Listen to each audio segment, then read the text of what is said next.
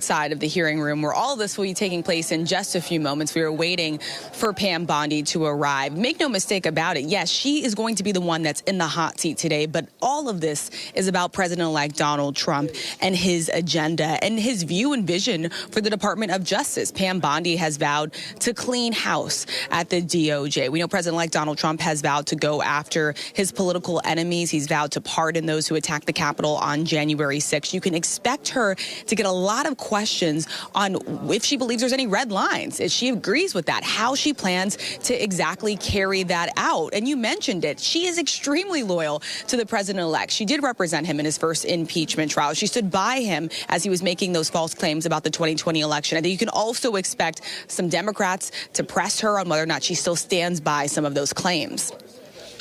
And I want to go to ABC's Jay O'Brien also on Capitol Hill, because, Jay, I know you've been speaking with some senators there outside the hearing room. What are they telling you as they head in? Well, Democrats expressing those concerns that you just heard Rachel outline there, Diane, particularly expect tough questions for Pam Bondi on independence of the Department of Justice from President-elect Trump. At least 2 Democratic senators, including the top Democrat on this panel, Dick Durbin, just spoke with me and other reporters and said that they asked that question of Pam Bondi behind closed doors. How can you ensure that the Department of Justice will be independent as is designed from President-elect Trump? And they said Pam Bondi answered that question behind closed doors, but they wouldn't really go into detail on that answer, or frankly, if they were satisfied with that answer. They seem to want to ask her that question in this public forum in the heat of this hearing. Another concern we've heard from Democrats is Pam Bondi's time as Donald Trump's personal attorney, representing him in his first impeachment trial, and then, of course, Pam Bondi's role as a sort of Trump campaign surrogate in 2020, pushing false claims of election results in the 2020 election. I asked Dick Durbin about that. He said, is that rhetoric potentially that was said, as he says, quote unquote, in the heat of a campaign, or is it something more? Expect Pam Bondi to get questions on that as well, Diane.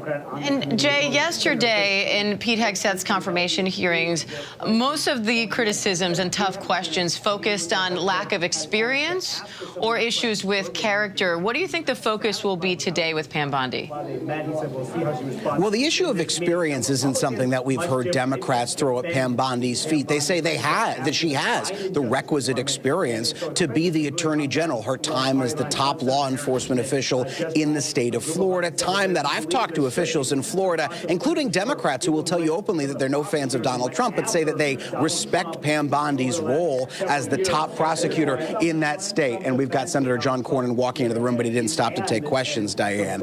And so it's not an issue of experience as much for Pam Bondi, as we've heard from Democrats, but again, that issue of A, her background when she was representing Donald Trump in a personal capacity, and B, her commitments, if she can make them in this hearing, to Democrats to keep the Department of Justice separate from the political influence of the White House. All of that to say, while Democrats say that they have concerns, and they're certainly going to ask pointed questions behind closed doors, there's no real hint of Republican opposition at this hour to Pam Bondi, and Republicans will be able to confirm Pam Bondi because of their sizable majority in the Senate without Democratic votes, as we have Lindsey Graham walking down the hallway here, Diane. Unclear if he's going to stop to take questions. But point being is no serious Republican opposition at this hour, unlike the opposition that we saw to Matt Gaetz, who had to drop out because he wasn't getting the support he needed from Republican senators. And therefore, that's why Pam Bondi's in this role. Here comes Lindsey Graham. What do you say to Democrats who say that Pam Bondi won't show independence from Donald Trump and are concerned about her efforts while he was trying to overturn the 2020 election? I don't take that seriously. I think she's one of the most qualified people he could have picked. I think almost any Republican presidential person would have picked Pam, yeah. Do you think she would prosecute anyone who's on? Well, it depends on what they did. Do you believe that she'll be confirmed easily? Yes. Should she make commitments in there to keep the DOJ independent? And there goes Senator Lindsey Graham again saying that Pam Bondi is qualified, something that we've heard Democrats say that they don't dispute, not necessarily taking the questions on whether or not she can make commitments in there that the Department of Justice will be independent. But again, no serious Republican opposition at this hour. And if none emerges, that means Pam Bondi is on track to be confirmed, Diane. Jay, I love how you can just carry on our entire conversation, pause to ask Lindsey Graham a question, and then just pick right back up again. Thank you. Putting Jay on the spot a little bit. Let's go to senior White House correspondent Selena Wang, because Selena, new Associated Press poll finds only about 2 in 10 U.S. adults are extremely or very confident that the Department of Justice will act in a fair and nonpartisan manner during his second term. We heard Jay asking Lindsey Graham about that just now. No response there from the senator. But how significant is that with the timing of this hearing now? And how much do you expect this hearing to focus on that as Pam Bondi now enters the room?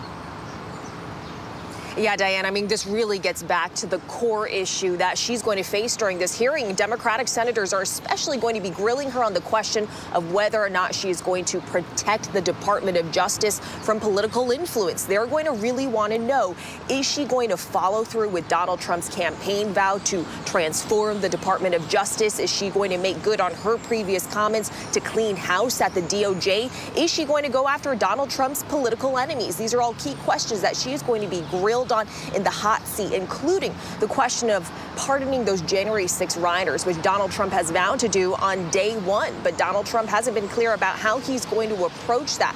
Key Republican leadership members have said that they think Donald Trump should treat these rioters differently depending on whether or not they committed violent acts. I asked the president-elect this question just last week at Mar-a-Lago. I asked him if he would also pardon those January 6 rioters who attacked police officers. And Donald Trump wouldn't rule that out. Pam Bondi will be asked whether or not she agrees with the president-elect's thinking on those issues. Now, as you just heard Senator Lindsey Graham there say, he believes that Pam Bondi is one of the most qualified people to serve as Attorney General. Now, this is a job that Donald Trump deeply cares about. He values loyalty as a top qualification for this role. And of course, Matt Gaetz was his first choice. He later withdrew from consideration. But broadly speaking, senators on both sides of the aisle, they agree that she is qualified for this role. So during this confirmation hearing, a lot of the questions are going to be more focused on her loyalty to the president-elect.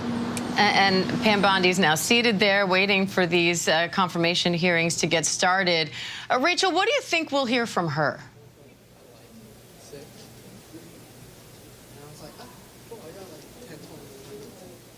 Rachel, I'm not sure if you can hear me, but what do you expect to hear from Pam Bondi herself?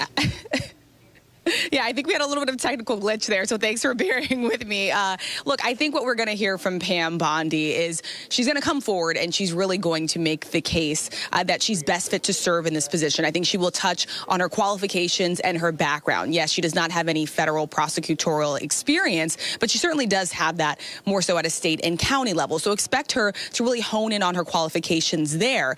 Look, I will tell you that I've talked to Trump transition officials. They have been preparing their nominees for some of these very tough questions. We saw Pete Hegseth take a lot of tough questions yesterday about many of the allegations that he is facing, which he denies. Yes, Pam Bondi does not have a slew of allegations similar to Pete Hegseth, but they want their nominees to remain calm, cool, and collected when they are being challenged, especially by Democrats in these confirmation hearings. And so she is going to be prepared to take questions on all of these subjects that we are talking about. Independence in the Department of Justice, the questions about pardoning rioters who attacked the Capitol on January 6th, those questions about loyalty to President-elect Donald Trump, and even about the 2020 election. I'm sure that she has been coached and walked through that. I'm told that a lot of these nominees have been participating in these practice mock hearings that have included everything from microphones to name tags, with Republican members sitting there and grilling them on questions they believe that Democrats are going to ask. I think for Pam Bondi, this is also a moment for her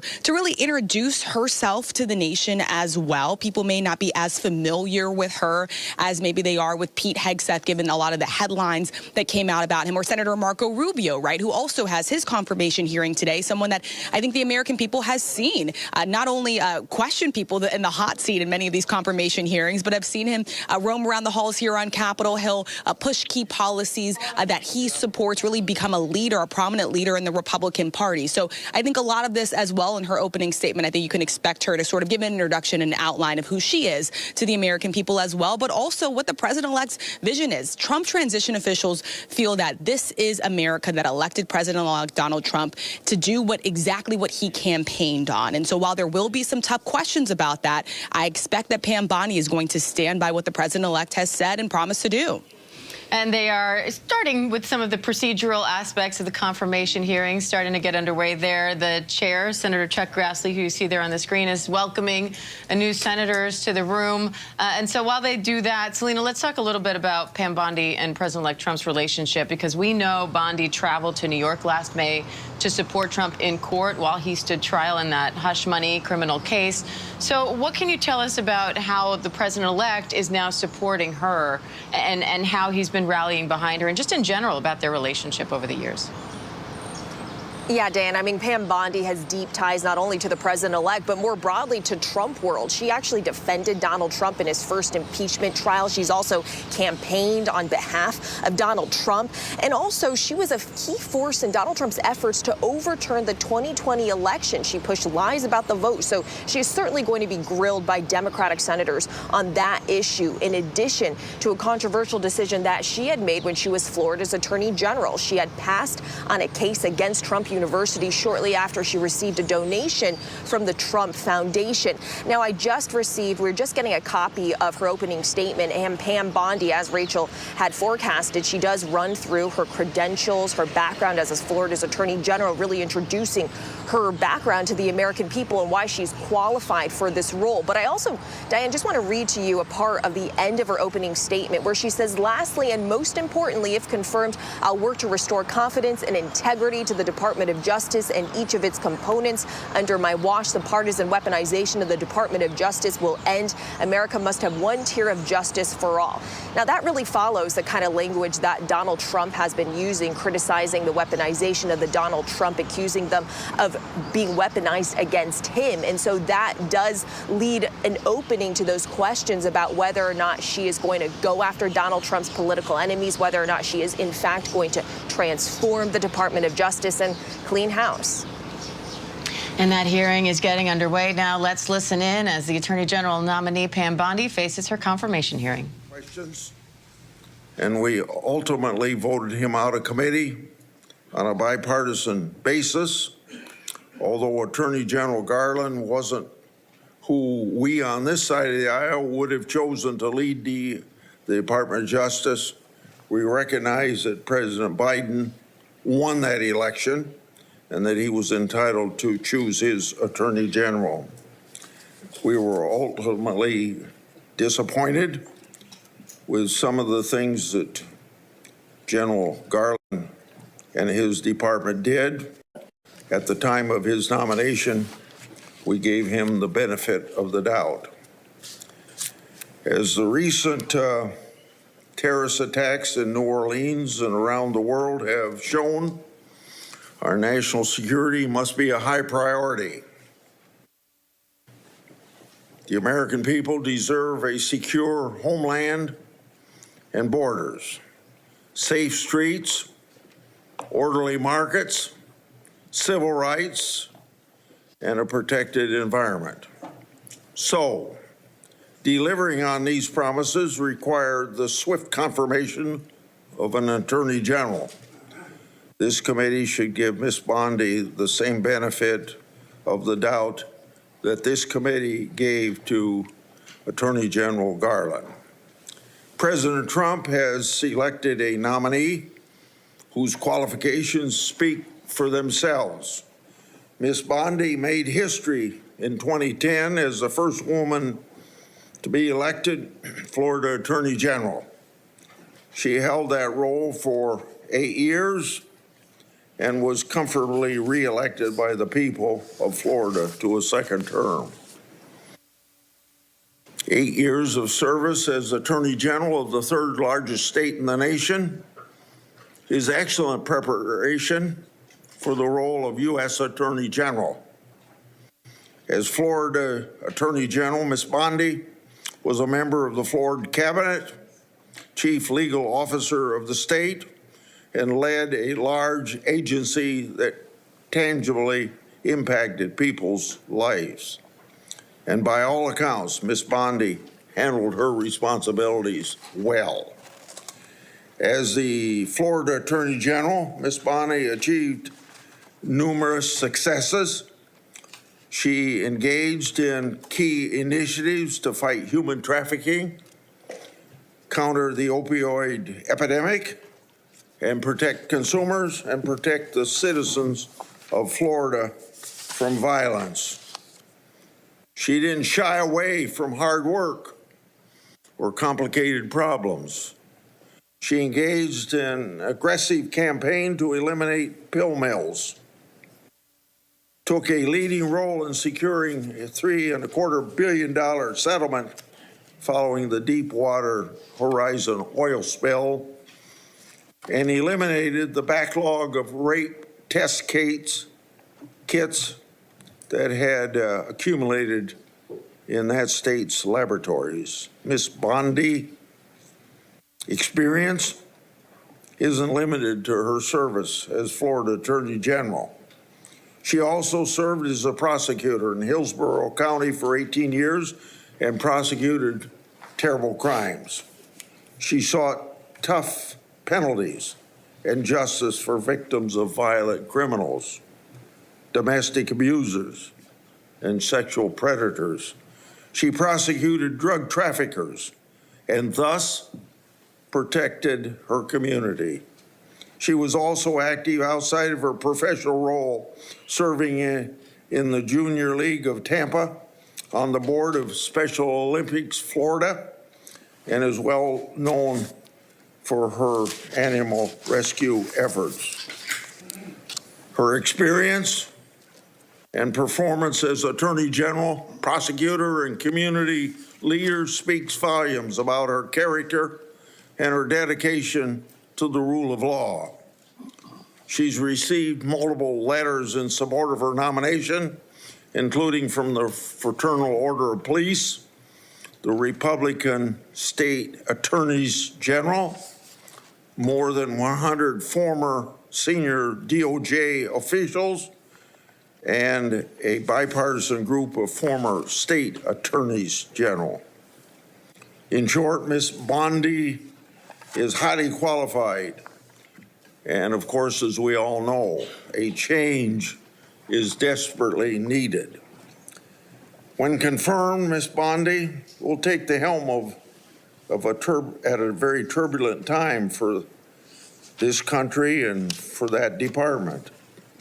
The Justice Department's is infected with political decision-making, while its leaders refuse to acknowledge that reality.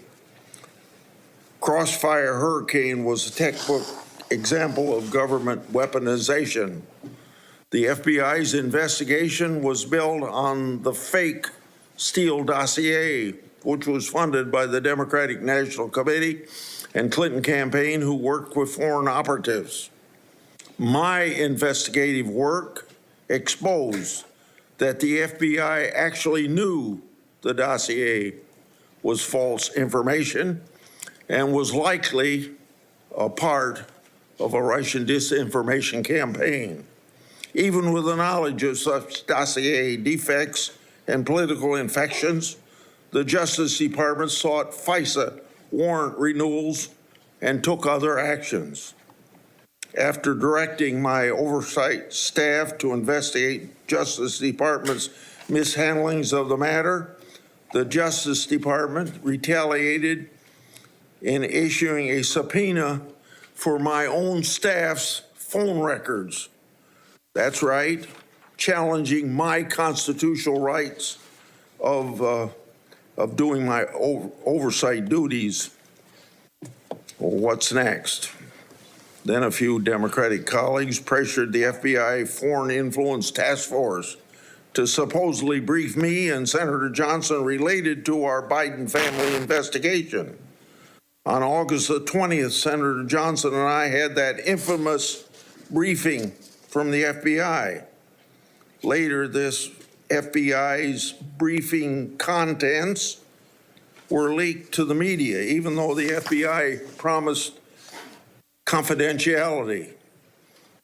That leak falsely labeled our oversight work as, you guessed it, Russian disinformation. To this day, over 4 years later, the intelligence community and the FBI refused to provide us the intelligence basis for that briefing. The title of this Wall Street Journal's article sums it up, quote, "The FBI's dubious briefing. Did the Bureau set 2 U.S. GOP senators up at the behest of Democrats?" Question mark, end of quote.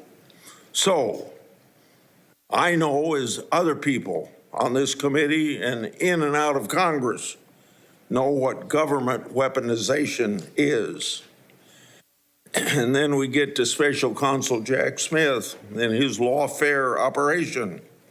It involved an unprecedented FBI raid on Trump's house, including agents that even searched the former First Lady's clothing drawers.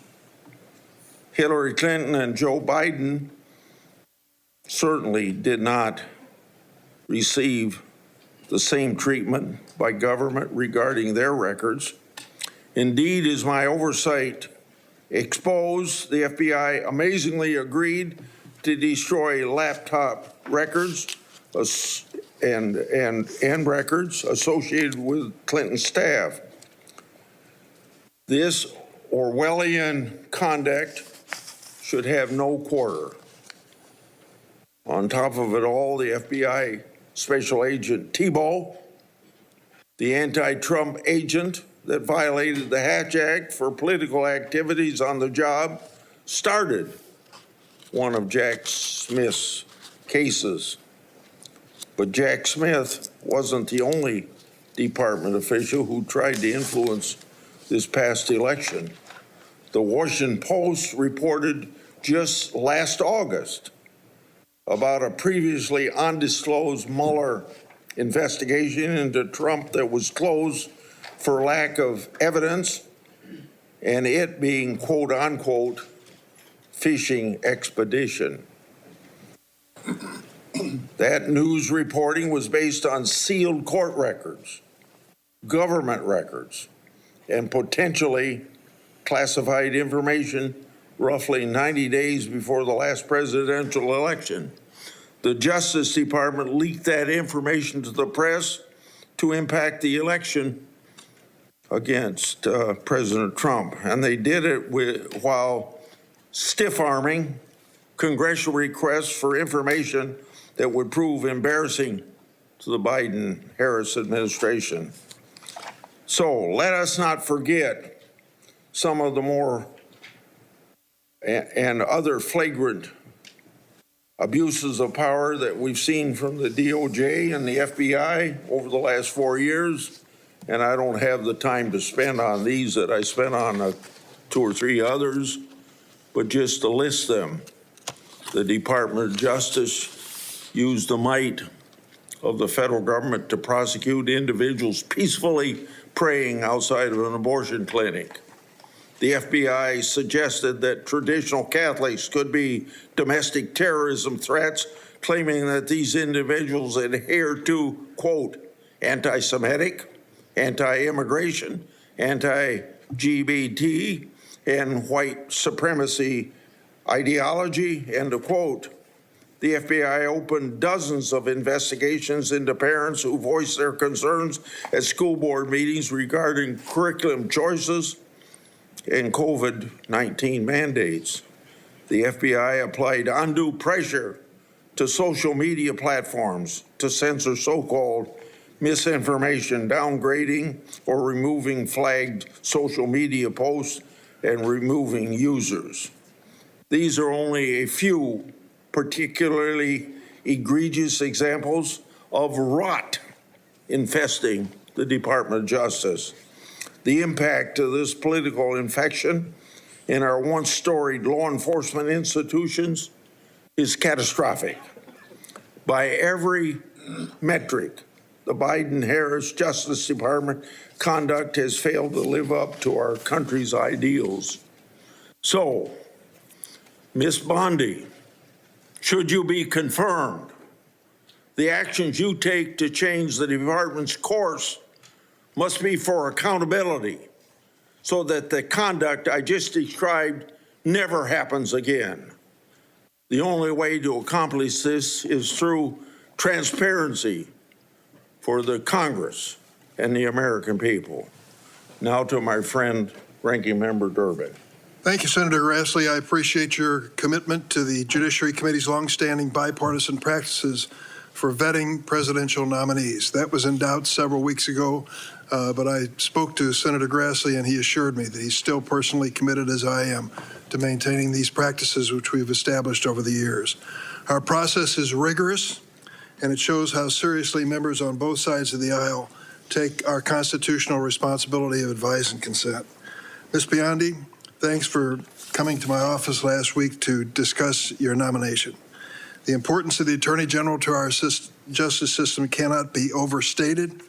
As our nation's chief law enforcement officer, the Attorney General oversees the Department of Justice, which is responsible for protecting the civil rights of Americans, economic freedom and opportunity, public safety, and of course, national security. In short, the Attorney General has real impact on America's everyday life.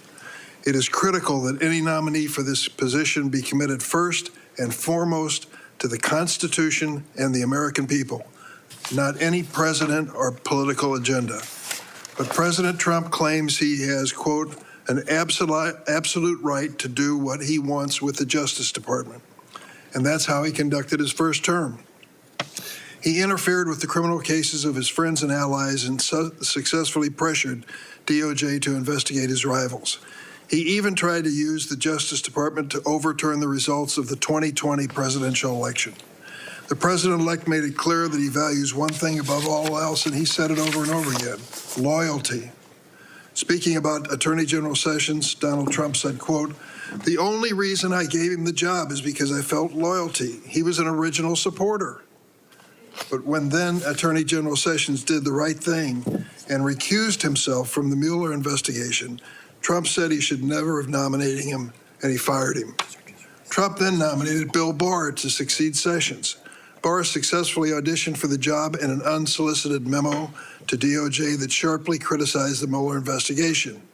Once confirmed, Barr misrepresented and blocked the release of the report, intervened in multiple criminal cases of Trump's political allies, and spread falsehoods about election fraud. But in December of 2020, when Bill Barr finally announced there was no evidence of widespread voter fraud that would change the outcome of the election, Trump dismissed him, fired his second attorney general. This time around, President-elect Trump has vowed not just to use the Justice Department to advance his political interests, but also to seek, quote, retribution against, quote, the enemy within. He has repeatedly threatened to arrest, prosecute, jail, and otherwise punish those he considers his enemies. This includes reporters, prosecutors, judges, poll workers, military officials, and even his own former political appointees. Even before taking office, Trump has forced out his own FBI director that he appointed, Chris Wray. And he's trying to replace Wray with Kash Patel, whose main qualification to be FBI director seems to be his loyalty to Donald Trump. Patel has even compiled an enemies list of, quote, government gangsters to target that even includes former Trump appointees like Director Wray, Attorney General Barr, and Defense Secretary Esper. Trump's approach is a stark contrast with the bipartisan view born out of the post-Nixon era that the Justice Department should serve the interest of the American people, not any one president. For those who need a reminder, Richard Nixon ordered department officials to fire Archibald Cox, the special prosecutor investigating Watergate. Two of those officials, Elliot Richardson and William Ruckelshaus, resigned rather than carry out Richard Nixon's orders. When this committee considered the appointment of Loretta Lynch to be President Obama's Attorney General, a Republican member of the committee emphasized, and I quote, "What we need from our next Attorney General more than anything else is independence." That same member, who now still serves on the committee, said, and I quote, "The job is not to be the president's wingman. The job is to represent all Americans. The Attorney General must be willing to stand up to the president and say no when the office demands it." When Attorney General nominee Merrick Garland came before this committee, another one of my Republican colleagues still serving told Garland, and I quote, "My sole criterion for voting for your confirmation is your pledge to make sure that politics does not affect your job as Attorney General." So the view that the Justice Department must be insulated from political influence should not be weaponized against political rivals has historically been bipartisan, certainly on this committee. At this crucial moment in history, that view, not Mr. Trump's view, must prevail. Ms. Bondi, you have many years of experience in law enforcement, including nearly a decade of service as Attorney General in one of the largest states of the nation. But I need to know that you would tell the president no if you're asked to do something that is wrong, illegal, or unconstitutional. Ms. Bondi, you are one of 4 Trump personal lawyers that he has already selected for top positions in the Department of Justice. You joined Mr. Trump in working to overturn the 2020 election. You've repeatedly described investigations and prosecutions of Mr. Trump as witch hunts, and you have echoed his calls for investigating and prosecuting his political opponents. This flies in the face of evidence like Mr. Trump's call to Georgia Secretary of State Brad Raffensperger. We've all heard that audio recording. These are the kinds of anti-democratic efforts that in the past you have defended, and it's critical that we understand whether you remain supportive of Mr. Trump's actions. I also have questions whether you will focus on the needs of the American people rather than wealthy special interests. I'm concerned that you failed to identify your extensive lobbying for foreign governments and big corporations as potential conflicts of interest. There will be questions in this hearing on that issue. That's why I've asked the Justice Department and the National Archives for information on your lobbying of the Trump White House and your foreign lobbying disclosures. I'm particularly concerned about your work on behalf of the government of Qatar, which reportedly paid you $115,000 a month to launder their image on human trafficking, an issue of bipartisan concern on this committee. We need an Attorney General who will enforce our antitrust laws to prevent price fixing and monopolies that lead to higher prices for American consumers, not favor corporate giants that you've lobbied for in the past like Amazon and Uber. I also have questions about some of your actions as Florida Attorney General. I'm concerned that your office failed to investigate more than 24 complaints about the for-profit Trump University after Mr. Trump donated to your re-election campaign and held a fundraiser for you at Mar-a-Lago. In addition, you have a long track record on the issue of civil rights, reproductive rights, voting rights, and LGBTQ rights that needs to be discussed. In contrast, Ms. Bondi, Merrick Garland didn't campaign for President Biden, never served as his personal attorney, never lobbied on behalf of foreign governments and corporate giants. After years of relentless criticism on Attorney General Garland from many of my Republican colleagues, I hope they're prepared to hold you to the same standard. Thank you, Mr. Chairman. Okay, it's now time for senators to introduce the nominee. The first one will be Senator Scott at the table, as you see, and Senator Schmidt is a member of this committee at his place on the dais. Senator Scott, please proceed. Mr. Chairman, ranking member, and committee members, it is an absolute honor to sit before you today to introduce my good friend, Pam Bondi, for her nomination hearing. I'd also like to recognize some important people appearing in support of her today, her husband, John, as well as her mother, father-in-law, sister, brother, sister-in-law, and nephews, friends, and family members of John. Many more would surely be here if space allowed. I can tell you wholeheartedly that President Trump couldn't have a better leader than Pam Bondi for Attorney General. She is undoubtedly qualified, brilliant, and committed to defending and protecting the laws of this nation, and has a track record to prove it. It is no secret that the DOJ is facing a public trust crisis after Democrats spent years weaponizing the justice system and the entire federal government. They become an agency that attacks the American people instead of defending and protecting them. That will change under Pam Bondi. Under her leadership, the DOJ will actually fairly enforce the laws, protect the rights of the American people, and keep our nation safe and crack down on violent crimes and dangerous drugs. And the American people will trust her to do so. I know that well because I worked alongside Pam Bondi for 8 years when I was governor of Florida, and she was Florida's elected Attorney General, working to improve the lives of Floridians to make Florida the best state in the nation to live, work, and raise a family. Pam was an incredible partner, working to keep Florida safe and uphold the laws of our state, ensuring crime is aggressively pursued by law enforcement and prosecutors. President Trump has made clear that one of his top priorities is to reverse the rising rates of crime, and specifically violent crime, that have plagued our communities over the past 4 years. Pam Bondi is uniquely equipped to advance this priority as U.S. Attorney General because she has a proven track record of success in achieving dramatic reductions in crime and violent crime during her time as Florida's Attorney General. From 2010, the year before she took office, to 2018, the last year she was in office, together, Florida experienced a remarkable 26% drop in overall crime, including a 19.6% drop in violent crime and a 27.4% drop in property crime.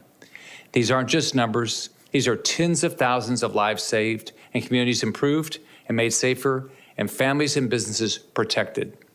As Florida's Attorney General, Pam Bondi also spearheaded other life-saving initiatives like tackling the opioid epidemic and fighting human trafficking. Her achievements are too many for me to list in this short introduction. As U.S. Attorney General, Pam Bondi will restore law and order to the nation. She'll put Americans' interests first and make the nation a better and safer place.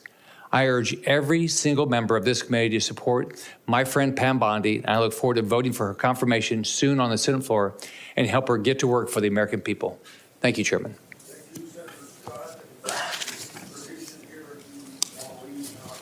Thank you. Thank you, Mr. Chairman, Ranking Member Durbin, and members of the committee. It is an honor for me and a privilege to introduce Pam Bondi, President Trump's nominee to be the 87th Attorney General of the United States. I have known and worked closely with Pam for years, and I'm glad to call her a friend. When Pam was nominated by President Trump, my reaction was, this is a home run. As many of us are, I was only to be outdone by Senator Graham, who described the nomination as a grand slam, touchdown, hole-in-one, ace, hat trick, slam dunk, Olympic gold medal pick, and he's right. As the letter joined by more than 100 former Justice Department officials put it, quote, it's all too rare for senior Justice Department officials, much less attorneys general, to have such a wealth of experience in the day-to-day work of keeping our communities safe, end quote. Pam exemplifies and personifies the Department of Justice's mission to uphold the rule of law, to keep our communities safe, and to protect our rights and liberties as Americans.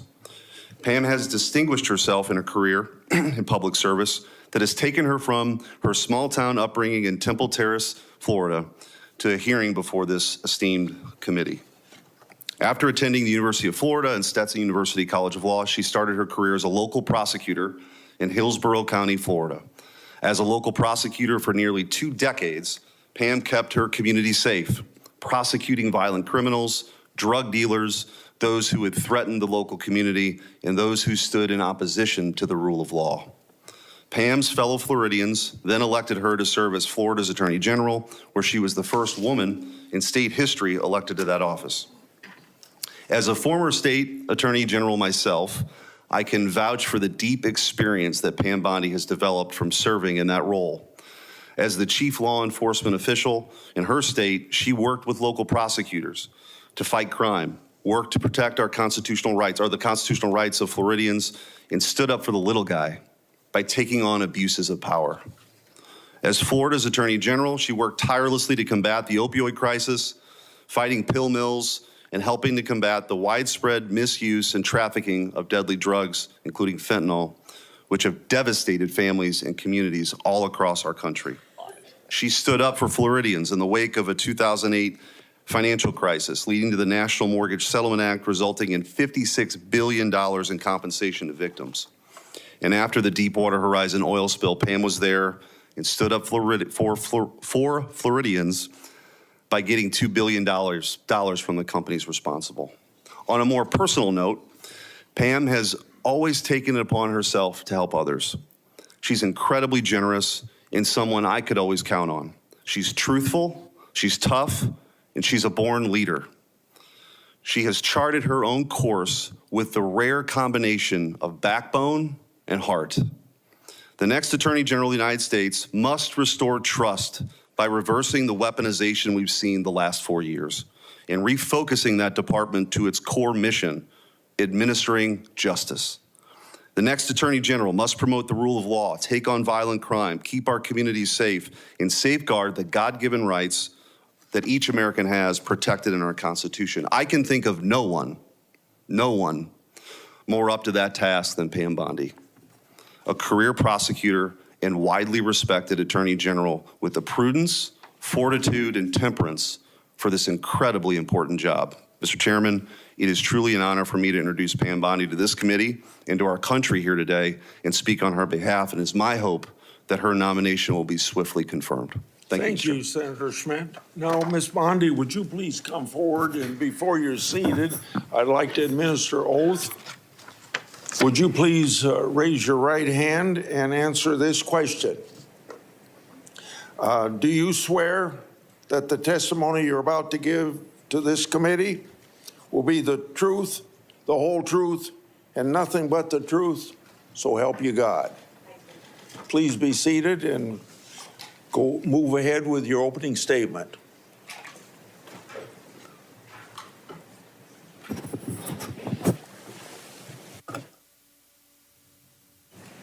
Thank you, Chairman Grassley, Ranking Member Durbin, and members of the Senate Judiciary Committee. I've had the opportunity to meet with almost all of you, and I greatly appreciate that. I'm grateful to President Trump and to this committee for your consideration to be the 87th Attorney General of the United States. I would not be here without my family. And if you can bear with me for just a moment, a lot of them have made a very long trip, and I wrote them all down so I don't forget anyone. My beautiful mother, who I wouldn't be here, a retired kindergarten teacher, would not be here without my mom. As of a week ago, it was 12 years since we lost my dad to leukemia. Feels like 12 days. My amazing husband, John, and his two incredible girls, Collins and Finley. Collins is a senior at University of Florida, and I think all of you on this committee will be very happy to know Finley is in cybersecurity. There's a third who is traveling abroad. I wish she could be here.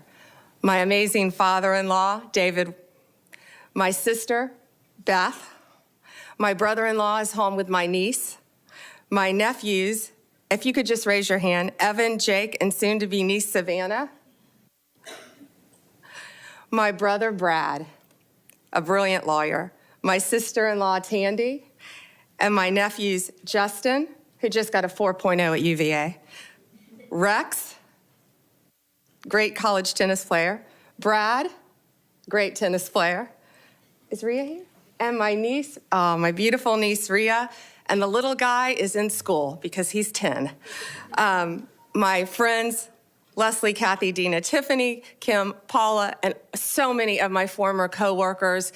And Ranking Member Durbin, if you want to get dirt on me, these women have known me since I was a child. Seriously, most of them. So thank you for indulging me in that. They've all made a very long trip to be here. And thank you for holding my hearing as well and not postponing it. I appreciate that. Thank you all.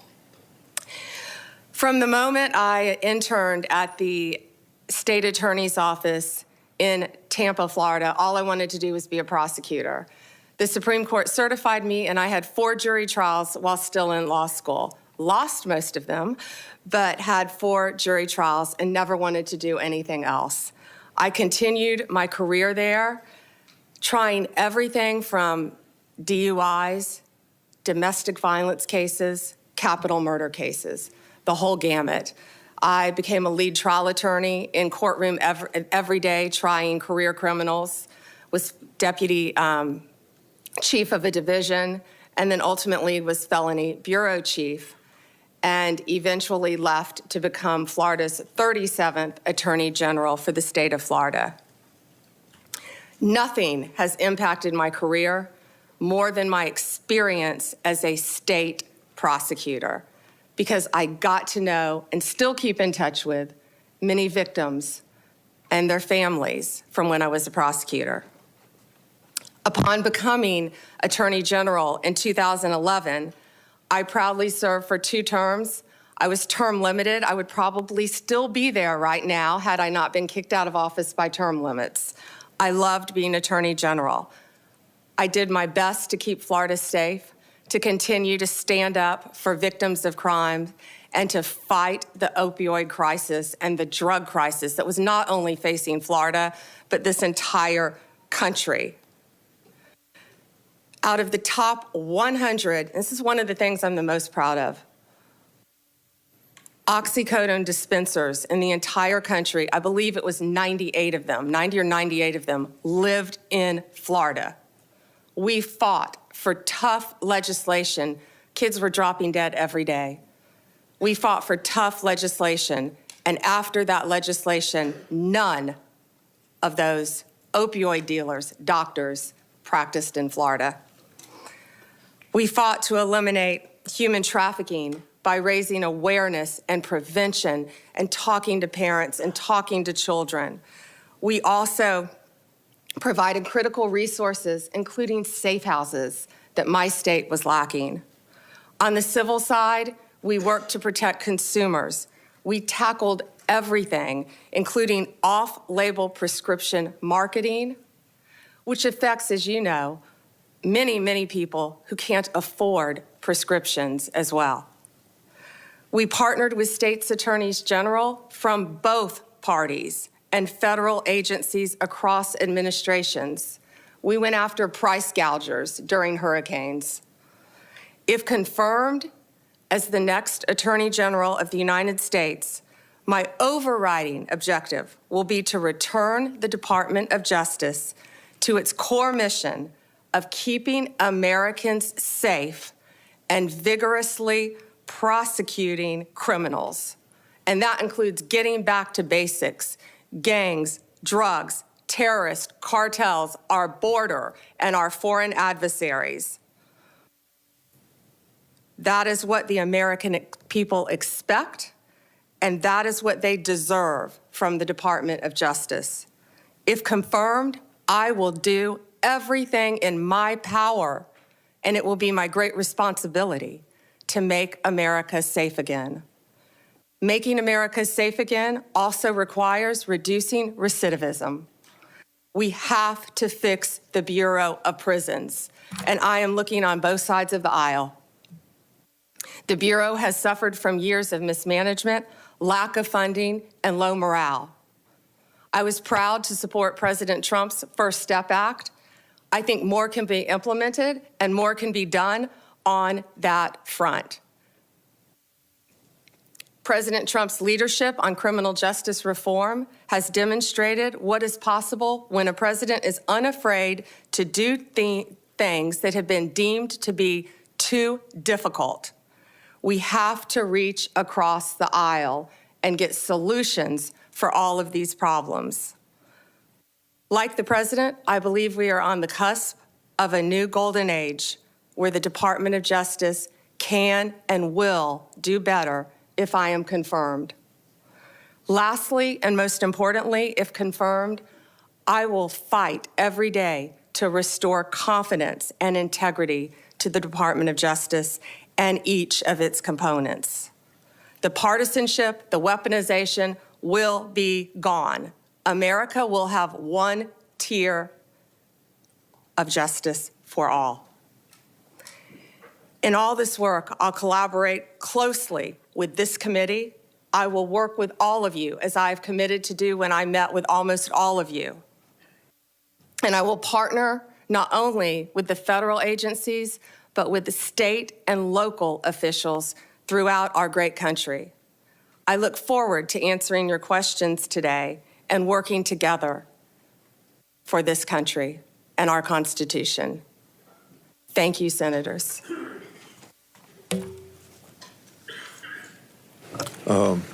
I will ask first questions, and Senator Durbin, and then I'll call on the Democrat people the way that Senator Durbin would say so on their arrival or here by seniority, in the same way that on the House side. And I'll make sure that I don't abuse the 7 minutes. I want you to have your attention on this binder that I put up here.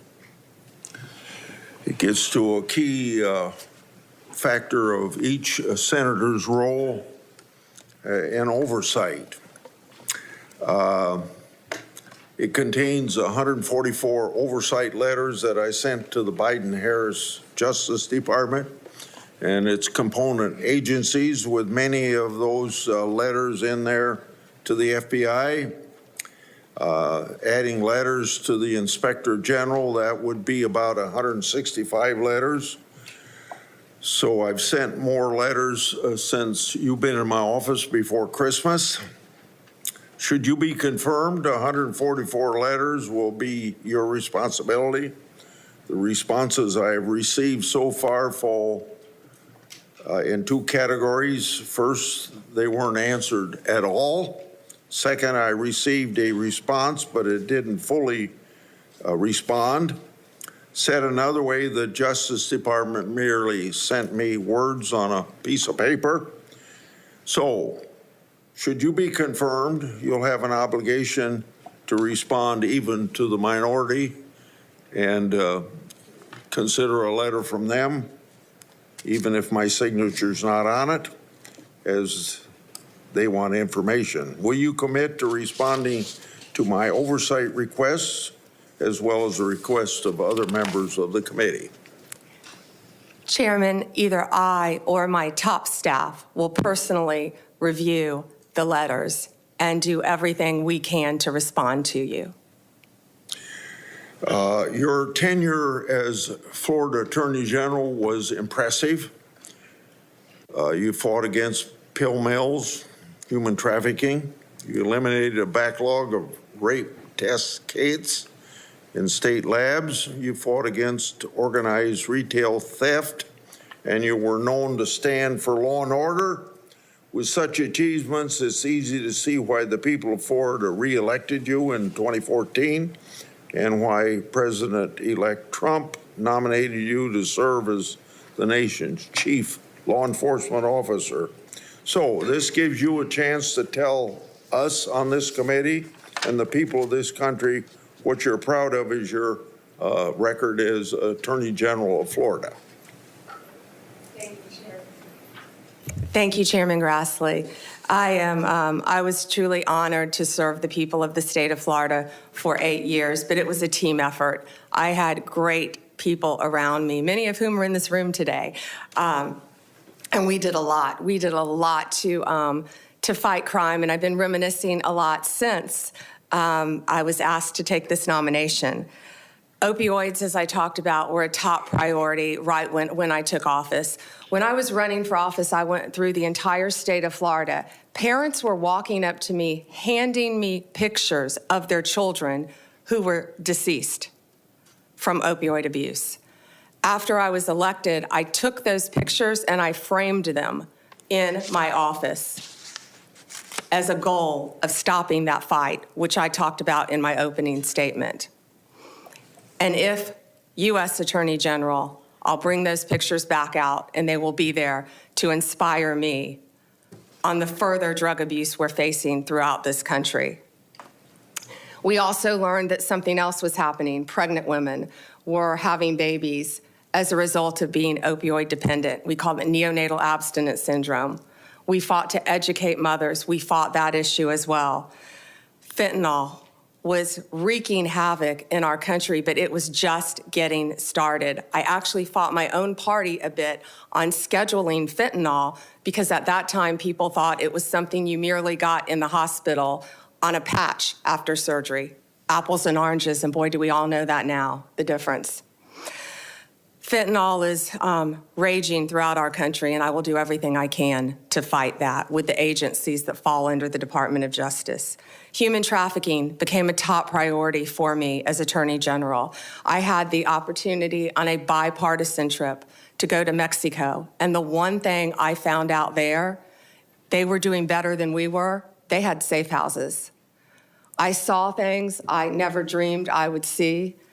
And all of these things in my past have formed the person I am right now sitting here before you. I came back to Florida. We started a human trafficking council, and we partnered with others, and we expanded and added safe houses in the state of Florida. I don't know how many are in this country right now, but I would like to partner with both sides, if confirmed, to continue those efforts. I'd like to interrupt you. Yes, sir. And go to another question. And I'll have another round so you can finish on that point.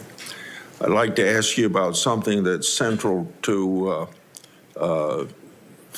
fighting government waste and fraud, the False Claims Act.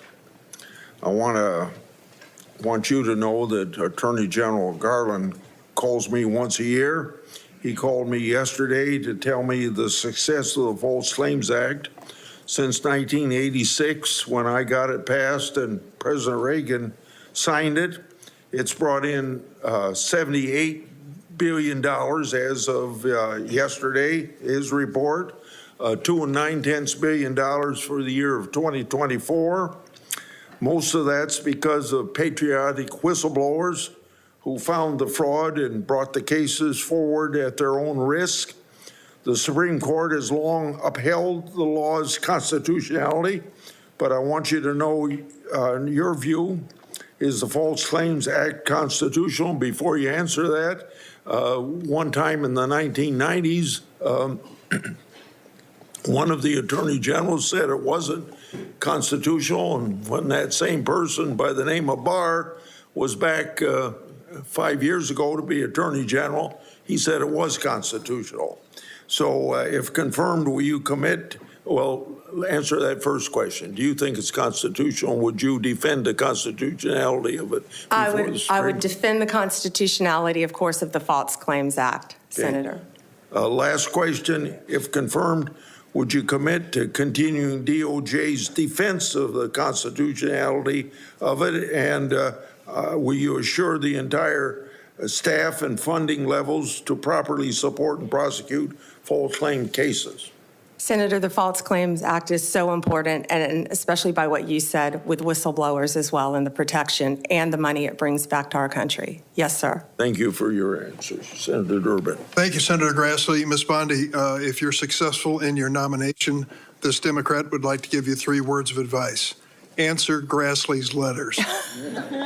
You'll never hear the end of it if you don't. At issue, I believe, in this nomination hearing is not your competence nor your experience. At issue is your ability to say no. More than any other cabinet official, the Attorney General has to be prepared to put the Constitution first and even tell the President of the United States you're wrong. The political danger and personal costs of such a decision are well documented.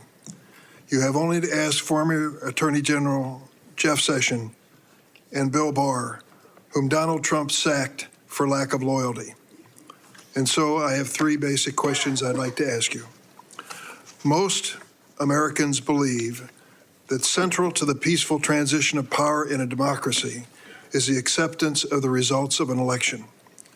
To my knowledge, Donald Trump has never acknowledged the legal results of the 2020 election. Are you prepared to say today under oath without reservation that Donald Trump lost the presidential contest to Joe Biden in 2020? Ranking Member Durbin, President Biden is the President of the United States. He was duly sworn in, and he is the President of the United States. There was a peaceful transition of power. President Trump left office and was overwhelmingly elected in 2024. Do you have any doubts that Joe Biden had the majority of votes, electoral votes, necessary to be elected president in 2020? You know, Senator, all I can tell you as a prosecutor is from my firsthand experience.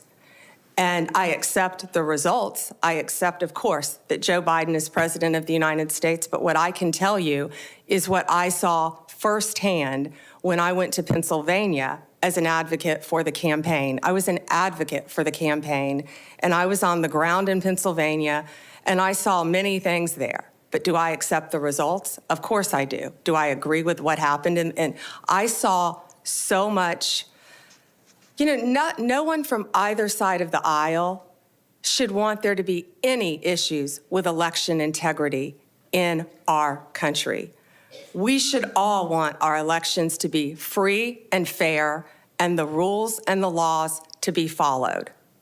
I think that question deserved a yes or no, and I think the length of your answer is an indication that you weren't prepared to answer yes. Have you heard the recording of President Trump on January 2nd, 2021, when he urged the Secretary of State of Georgia to, quote, find 11,780 votes and declare him the winner of that state? No, I've heard about it through clips, but no, Senator, I've not heard it. What was your reaction to President Trump making that call? I would have to listen to the tape, Senator. Well, the quote that I give you is exact. He said to the Georgia Secretary of State, find 11,780 votes. Do you have the entire context of that call? I feel like it was much longer than that and may have been taken out of context. It was an hour long. Right. And you can certainly listen to it. I hope you will. Every American should. As a former prosecutor, are you not concerned that the President of the United States called a state election official and asked him to find enough votes to change the results of the election?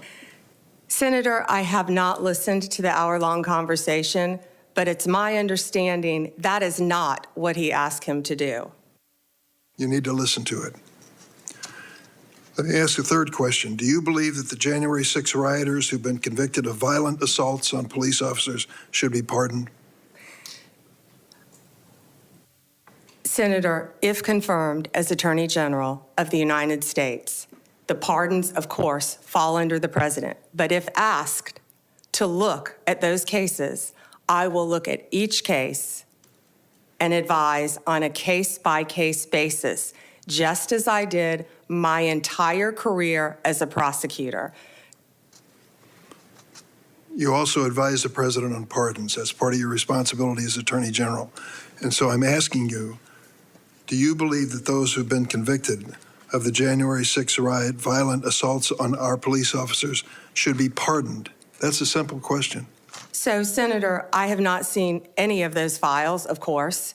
If confirmed and if asked to advise the president, I will look at each and every file. But let me be very clear in speaking to you.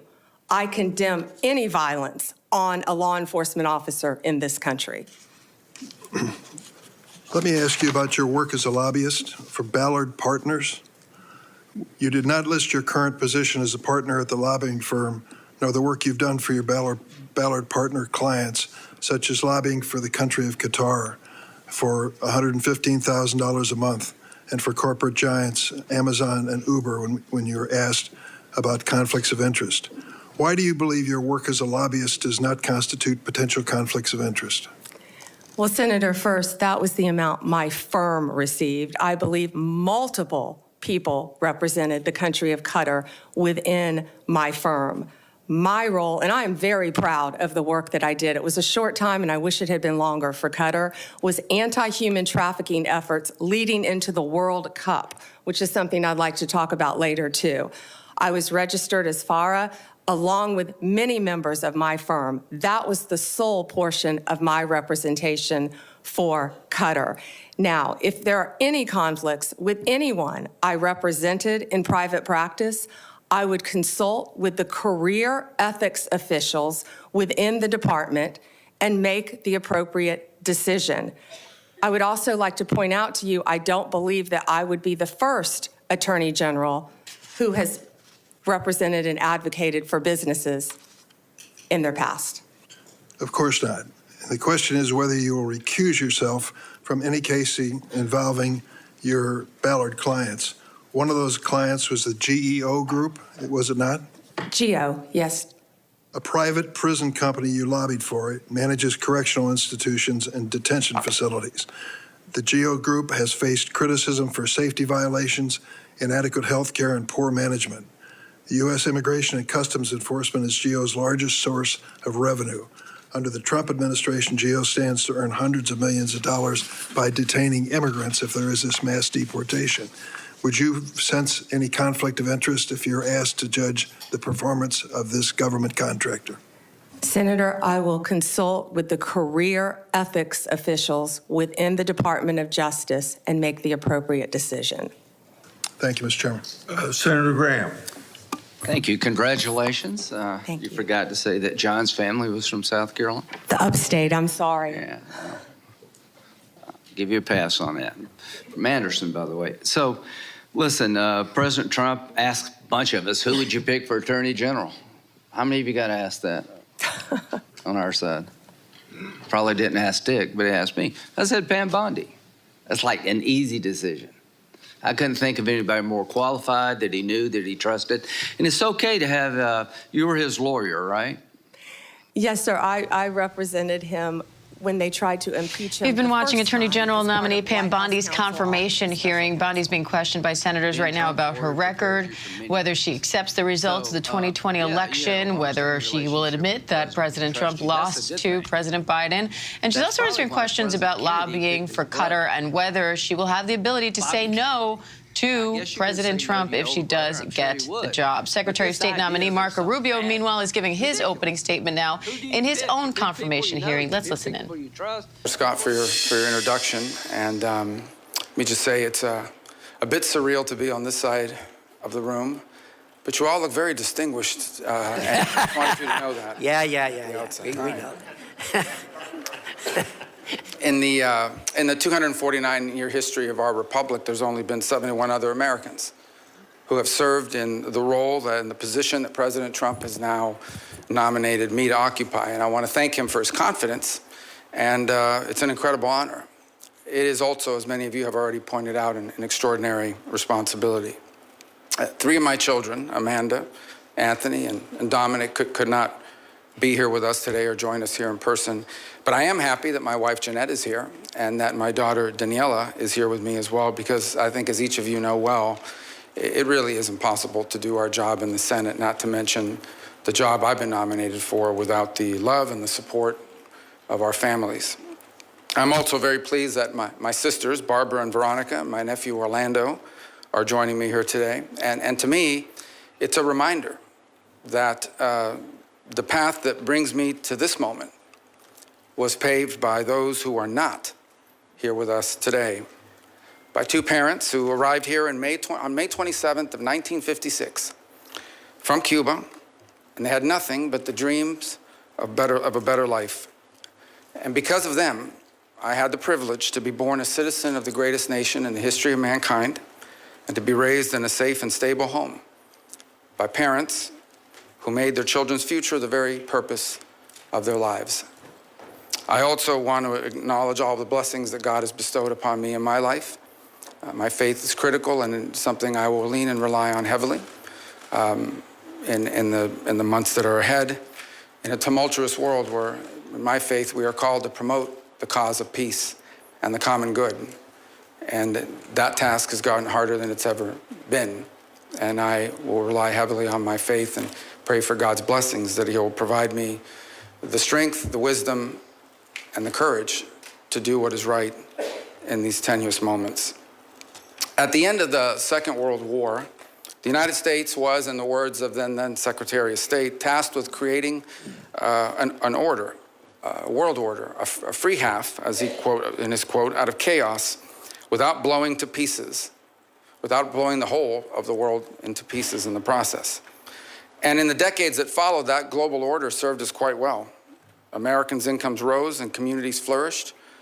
Alliances emerged in the Indo-Pacific and Europe that led to the emergence of stability and democracy and prosperity in these regions. And you've had forever war ever since. Little Marco, keep your hands.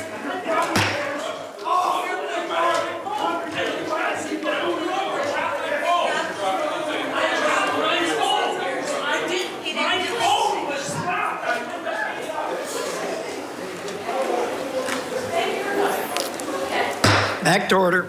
All right, alliances emerged in the Indo-Pacific and in Europe that led to the emergence of stability, democracy, and prosperity, but it also prevented a cataclysmic world war. And ultimately, a wall in Berlin came down, and with it, an evil empire. Out of the triumphalism of the end of the long Cold War emerged a bipartisan consensus. And this consensus was that we had reached the end of history, that all of the nations of the world would now become members of the democratic Western-led community, that a foreign policy that served the national interest could now be replaced by one that served the liberal world order, and that all mankind was now destined to abandon national sovereignty and national identity and would instead become one human family and citizens of the world. This wasn't just a fantasy. We now know it was a dangerous delusion. Here in America and in many of the advanced economies across the world, an almost religious commitment to free and unfettered trade at the expense of our national economy shrunk the middle class, left the working class in crisis, collapsed our industrial capacity, and has pushed critical supply chains into the hands of adversaries and of rivals. An irrational zeal for maximum freedom of movement of people has resulted in a historic mass migration crisis here in America, but also around the world. It's one that threatens the stability of societies and of governments. Across the West, governments now censor and even prosecute domestic political opponents. Meanwhile, radical jihadists openly march in the streets and sadly drive vehicles into our people. While America far too often continued to prioritize the global order above our core national interests, other nations continue to act the way countries always have. Pause.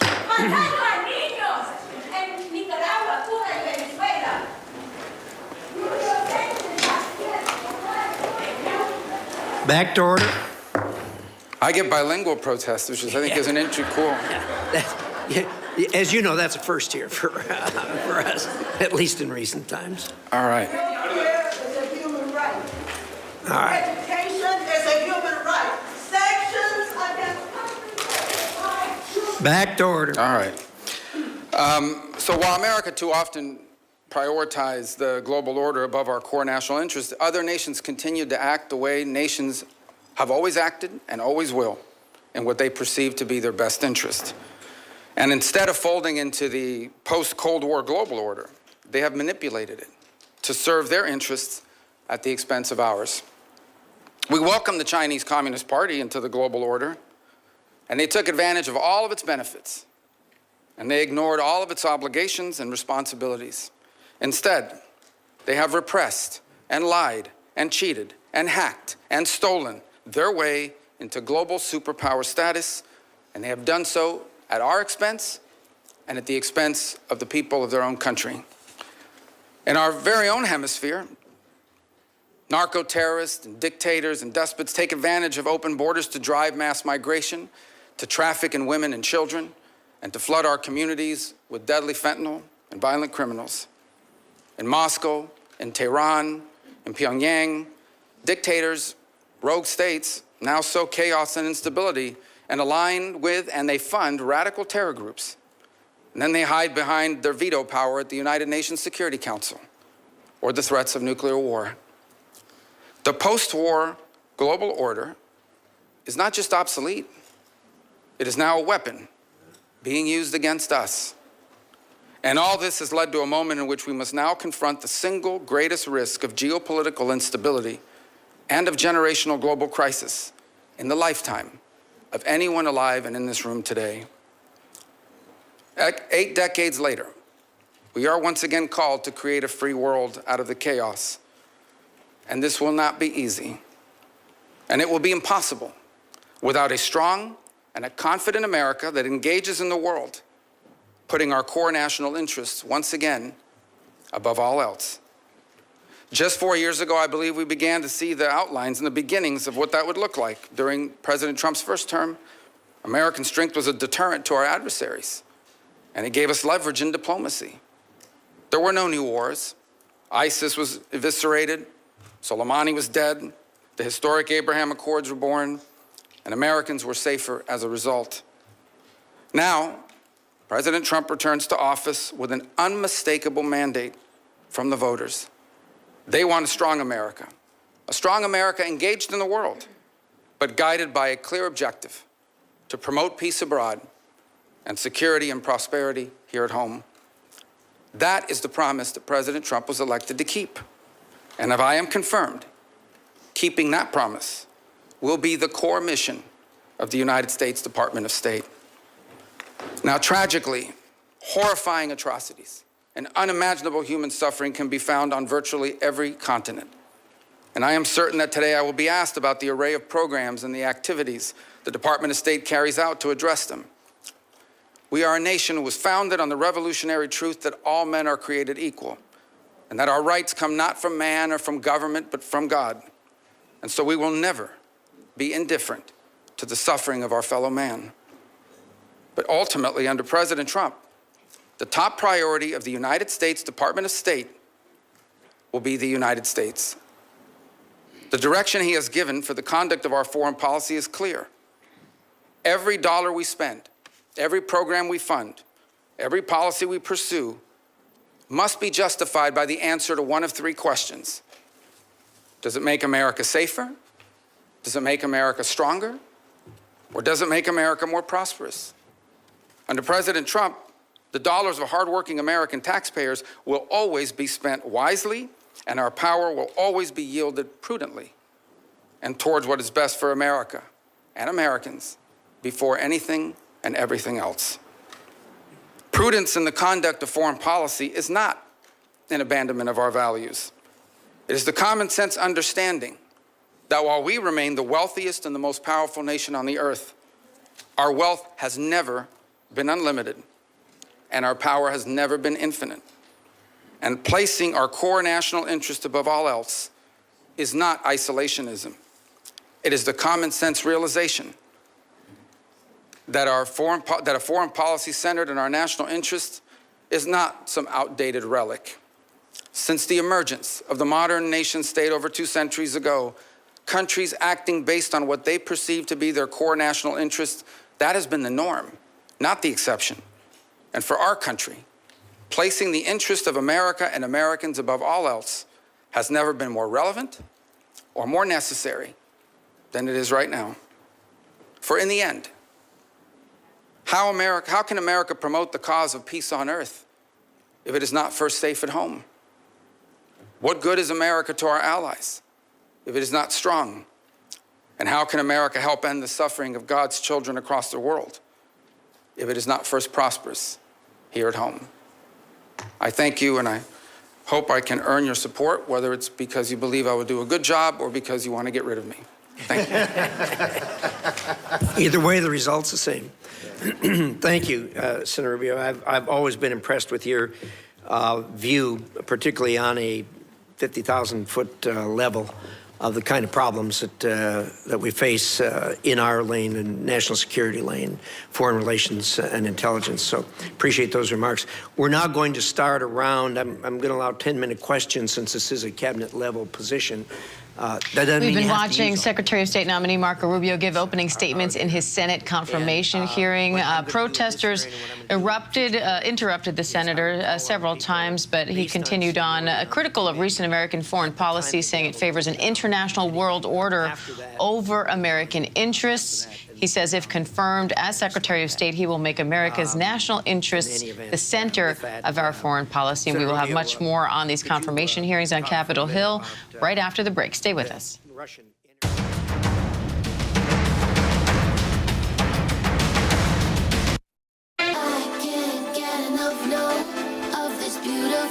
First, they're sour.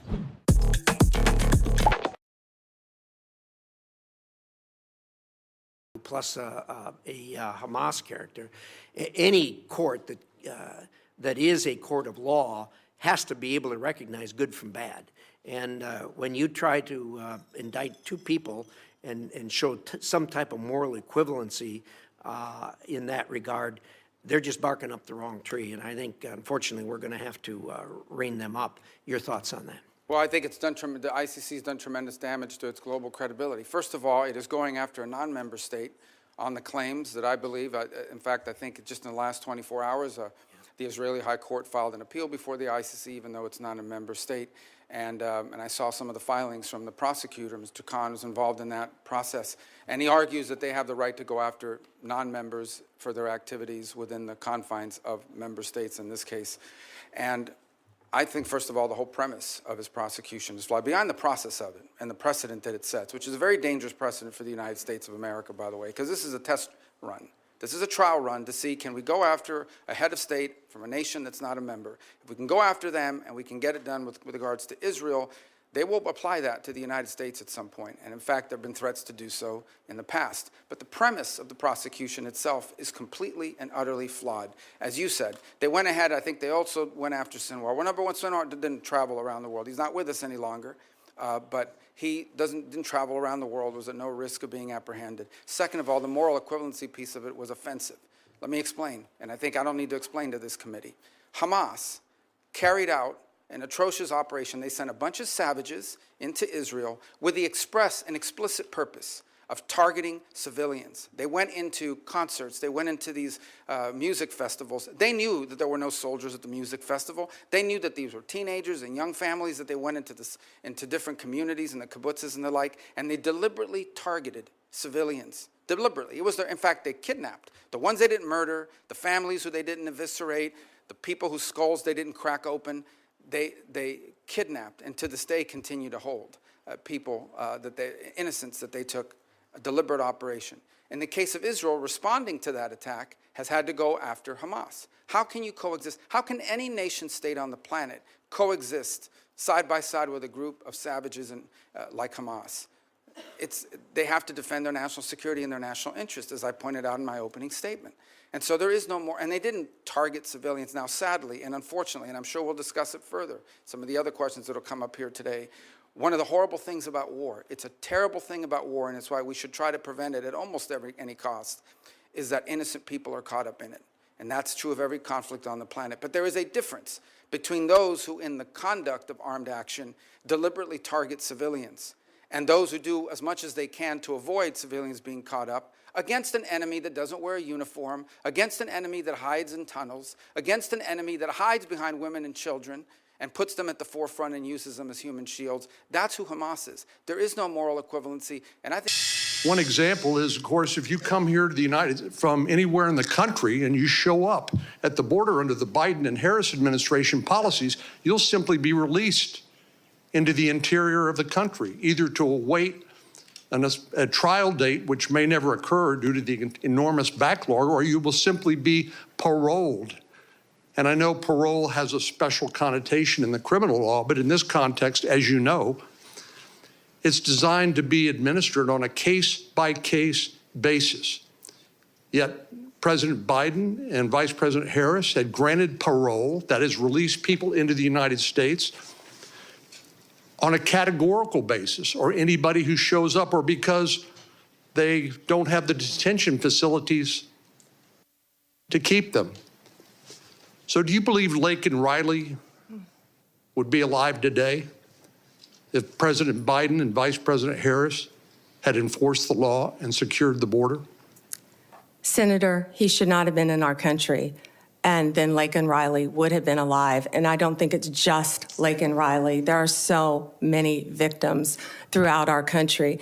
Not only that, we're all familiar with the violent gangs who are coming into our country, walking into our country freely through the open border. The cartels, the gangs, Venezuela's let people out of their prisons. It's been reported. I don't have the security clearance yet to see what's happening, but I know, we all know, there are criminals throughout our country, and it is my commitment to you on both sides of the aisle that I will do everything in my power with the agencies that fall under me, if I am confirmed, to make America safe again. We have to do that, Senator. Well, many of us, of course, see classified information on the Intelligence Committee or just generally in our duties as a senator. And so you're not going to feel any better about the blinking lights, the danger that Director Wray has talked about. In my closing moments here, I want to revisit an issue that is of particular importance. 60% of the President's daily brief, which is the intelligence brief that the Director of National Intelligence and the CIA Director delivered to the President, comes from Section 702 of the Foreign Intelligence Surveillance Act. I've called this the most important law that most people have never heard of. I know you have, and you're familiar with it, but I want to ask you a few questions about that. It's been called the crown jewel of U.S. intelligence. And of course, it cannot be legally used to spy on American citizens. And if it is, it ought to be prosecuted to the fullest extent of the law. I know you would agree with that. But there have been some, as you know, and as you pointed out to Senator Graham, we have a temporary extension of the existing authorization for the use of the intelligence community to target foreign threats to our national security that expires in 2026. And I'd like you just to confirm here on the record that you will enforce that law and you can support the law as it is written. Senator, I haven't read the entire 702 in front of you, but I will commit to reading that and doing everything I can to keep America safe again. Of course you will. So Director Ratliff, who's going to be, I'm going to go to his hearing on for CIA Director. Of course, he was confirmed as Director of National Intelligence. Some have argued that in order to query or look at lawfully collected FISA 702 product, that you need to get a warrant requirement in order to show probable cause that a crime, including espionage, perhaps has been committed. But Director Ratliff has written that a warrant requirement may not achieve its intended objectives and could hinder national security efforts. Do you share Director Ratliff's concerns? I would read his memo, and I will speak to you after I read his memo, Senator. Well, we need to have I hope you and I can continue this conversation after this, because I think there's a lot of misinformation with regard to how Section 702 works. I'm happen to be one of the members of the Senate Intelligence Committee. We read that product on a regular basis, and it is not used to spy on American people. I think what's fundamentally missing is a lack of trust in the intelligence community, including the FBI, which I'm hoping you and Mr. Patel can restore. Thank you. Thank you. Senator Klobuchar. Thank you. Thank you, Mr. Chair. We had a good meeting this week. Thank you for that. And I appreciated your priorities on human trafficking that you mentioned today, that work, as well as fentanyl and some of your other prosecution experience. We had some similar backgrounds in doing that. And I want to talk about, first of all, the U.S. Attorney's Office in Minnesota. One of the premier offices in the country. This office has been instrumental in combating violent crime, dismantling street gangs, taking fentanyl off our streets, enforcing civil rights laws after George Floyd's murder, ensuring victims of fraud get justice. Do you agree that it should be a priority to support U.S. attorneys, frontline prosecutors, and case agents who work hard every single day on our streets? Senator, I think that is one of the most important things in our country right now. And there are so many good men and women within the Justice Department throughout our country, as well as all the law enforcement agencies. Yes, they work very hard and they will be supported. I'm concerned about some of the proposals that could put cuts in the COPS program, burn JAG programs. I know you're familiar with those. Senator Murkowski and I lead the COPS reauthorization bill. Will you commit to continue to support those programs? Senator, I will read everything about those programs because that is a top priority of mine, and I would love to meet with you on that and Senator Murkowski to support law enforcement and those programs. Thank you. Independence from political interference is vital to the legitimacy and success of the Department of Justice. I was honestly troubled by some of the answers to Senator Durbin's questions. We will continue that discussion, I'm sure, on the committee about the election. But I want to focus on the investigation, charging decisions. As a prosecutor, I'm sure you had this experience. I would get calls from people, hey, that's just a kid, give him a break. And I remember one answer I gave was, he's 40 years old, he's not a kid. But that kind of interference is attempted all the time. And one of my concerns here, whether it's a call from a friend, a corporate lobbyist, a White House, it has been very clear that the attorney generals of both parties have established clear policies to ensure the White House doesn't tamper with criminal investigations and prosecutions. At Attorney General Mike McCasey's hearing, he made clear that any attempt by the White House, and these are the words, to interfere with a case is not to be countenanced. Any call to a line assistant or to a United States attorney from a political person relating to a case is to be cut and curtailed. Do you agree with this statement? Senator, yes, I believe that the Justice Department must be independent and must act independently. The number one job is to enforce the law fairly and even-handedly, and that's what will be done if I am confirmed as the Attorney General. So you will provide an assurance to every member of this committee that the Justice Department will only follow the facts and the law, and the White House will play no role in cases investigated or brought? Senator, it will be my job, if confirmed as Attorney General, to make those decisions. Politics will not play a part. I've demonstrated that my entire career as a prosecutor, as Attorney General, and I will continue to do that if you confirm me as the 87th Attorney General of the United States of America. In an earlier question, with some of my colleagues talked about China and the risk, yet you have a nominee from this incoming administration, Kash Patel, the pick to head the FBI, have serious concerns about him, has referred to the FBI's Intel Division, which is responsible for protecting us from foreign adversaries like China, as, quote, the biggest problem the FBI has had, and he said that he wants to, quote, break that component out of the FBI. Do you agree? I have not seen those comments from Mr. Patel. I would review them, but we have to do everything we can to protect our country. Again, Mr. Patel would fall under me and the Department of Justice, and I will ensure that all laws are followed, and so will he. Okay.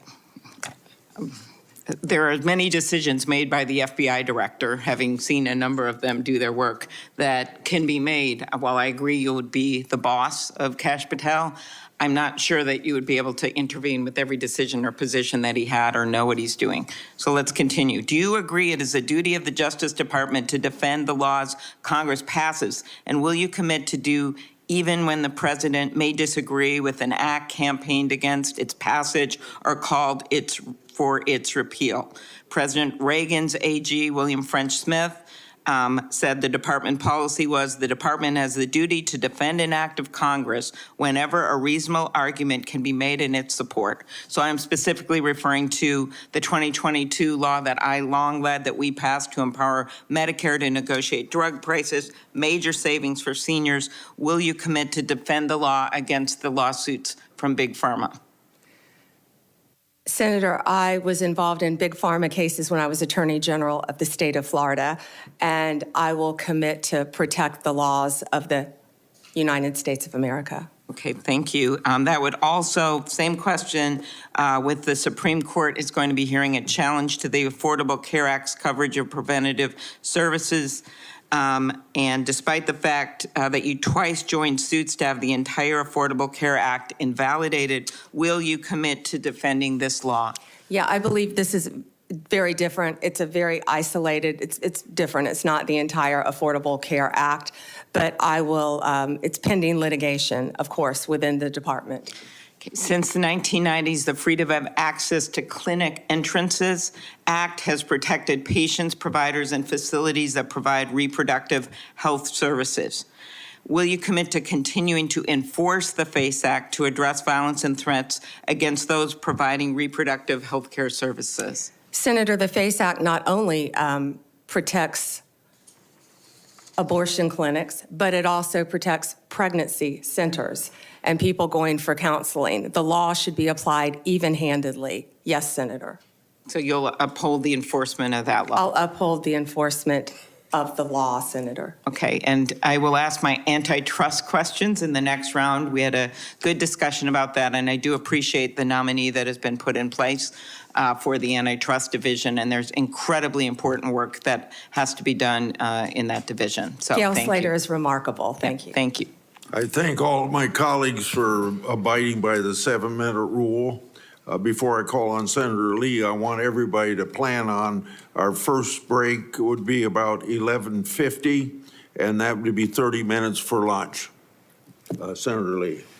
Thank you, Mr. Chairman. Thank you, Ms. Bondi, for being here today. I, too, share the assessment that Gail Slater is great. Had a great meeting with her yesterday. And just thrilled that you're here and that you're willing to serve.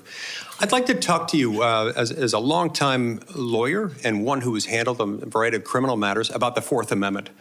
What can you tell us about the Fourth Amendment's warrant requirement and why it's so important?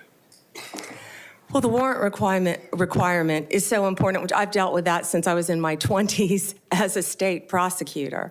A warrant is so important because it protects citizens' rights. And that's why it's so important. And it does that specifically because under the Fourth Amendment, you're required to go to a judge and you're required to show a judge evidence providing probable cause. And based on that probable cause, you can describe with particularity the things or persons to be searched or seized. And on that basis, the judge may issue or not issue the warrant, but without it, you can't get it. Now, this is time-consuming, no doubt, right? Oh, I've done many of them, yes. It's very time-consuming, Senator. And there's probably not a law enforcement officer anywhere in the world who wouldn't acknowledge that they could save time if they didn't have to go about it. And yet we require it. Why is that so important that we do it? Well, it's so important for the reasons you just laid out. When I said I've done many of them, I've approved them and not approved them as a state prosecutor because law enforcement, there are checks and balances, and law enforcement must bring these warrants to prosecutors to see if there is sufficient evidence. Then after that's done, they have to take them to a judge to have a judge sign them. So there have to be sufficient checks and balances throughout our system. So even after you as Attorney General, as the chief law enforcement officer and prosecutorial authority in the state of Florida approved it within your office, you still had to go to the judge. And if it was late at night, early in the morning, didn't matter when, you had to find a judge. All hours of the night. That was more when I was a state prosecutor. As Attorney General, the office of the statewide prosecutor, Nick Cox, would have done that many, many times at all hours throughout the night and woken up many, many judges throughout the state of Florida. Is there an exception to the warrant requirement that exists anytime it would be inconvenient for prosecutors or anytime national security might be involved? I'm not certain about national security, but absolutely no for a state prosecutor. Right. Yeah, there's no exception. There's no catch-all exception that just says this is important or it would be inconvenient for the prosecutor, and with good reason. Right. We've learned through sad experience over many hundreds of years, not only in our own country, but also in that of our mother country, what happens when you don't have this in the loop. So you've been asked today a little bit about Section 702 of the Foreign Intelligence Surveillance Act, also known as FISA. There are those who have repeatedly assured members of this committee, including myself, that don't worry, content of phone calls or electronic communications involving American citizens, sometimes resulting in the quote-unquote incidental collection of American citizens' private conversations. Don't worry, their Fourth Amendment rights are just fine. And yet, when they incidentally collect the communications of American citizens, either because they're perhaps unwittingly talking to somebody who might be an agent of a foreign power and themselves under 702 surveillance, they get onto this big database. And at times, there are those in the government, including the Federal Bureau of Investigation, who have gotten into that database and done so, of course, without a warrant because there currently is no warrant requirement. This has the effect of what we call a de facto backdoor warrantless search. Would you agree with me that that is potentially concerning anytime an American citizen's private conversations are intercepted, stored, whether as an incidental collection or otherwise, they ought not be searched without some kind of probable cause showing? I assume you'd agree with me on that. Yes. Yeah, it's important. Sometimes people will defend that by saying national security is involved, as if that's the beginning and the end of the inquiry. That has never been the case, and I hope and pray it never will be the case, because that's not what the Fourth Amendment says, not what it does, not what it ever can be. So it's my sincere hope that the next time FISA 702 comes up for reauthorization, Congress finally do what it has been avoiding for a long time, which is to ensure that this doesn't happen. We've heard again and again from people who, if you're confirmed to this position, will soon be your predecessors, prior occupants of the position to which you've been nominated and to which Mr. Patel has been nominated. Don't worry, we have good people. Don't worry, we have good systems in place. Don't worry, it's as good as a warrant requirement, the internal approval procedure that we have within our system. And yet we've found out time and time again that this has happened, by some accounts, hundreds of thousands of times. These things have been accessed where searches for an American citizen's private communications that have been intercepted and stored through incidental collection have been searched without those safeguards being met, including instances where people just wanted to check on, to cite one example, whether his father was cheating on his mother, or in other instances, doing background checks on someone looking to lease an apartment that he owned and was looking to rent out. This is unacceptable, and we've got to fix it. Speaking of unacceptable, we have seen over the last few years the weaponization of government, specifically within the Department of Justice, against law-abiding Americans. Law-abiding Americans whose offense was something along the lines of, them exercising their constitutional rights, ranging from Catholics attempting to practice their faith, to parents showing up to school board meetings, to people showing up to engage in peaceful protesting outside of abortion clinics. As Attorney General, how will you prevent the weaponization of the Department of Justice against Americans? And Senator, you just gave the classic example of what's been happening regarding the weaponization. Going after parents at a school board meeting has got to stop. For practicing your religion, sending informants in to Catholic churches must stop. What about branding parents as domestic terrorists or trying to incarcerate one's political opponent as a sitting president of the United States? Will stop, must stop. Your Senator.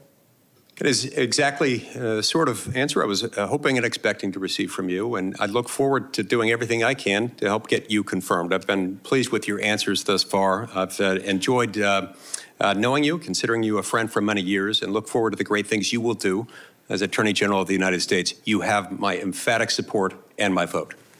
Thank you, Senator.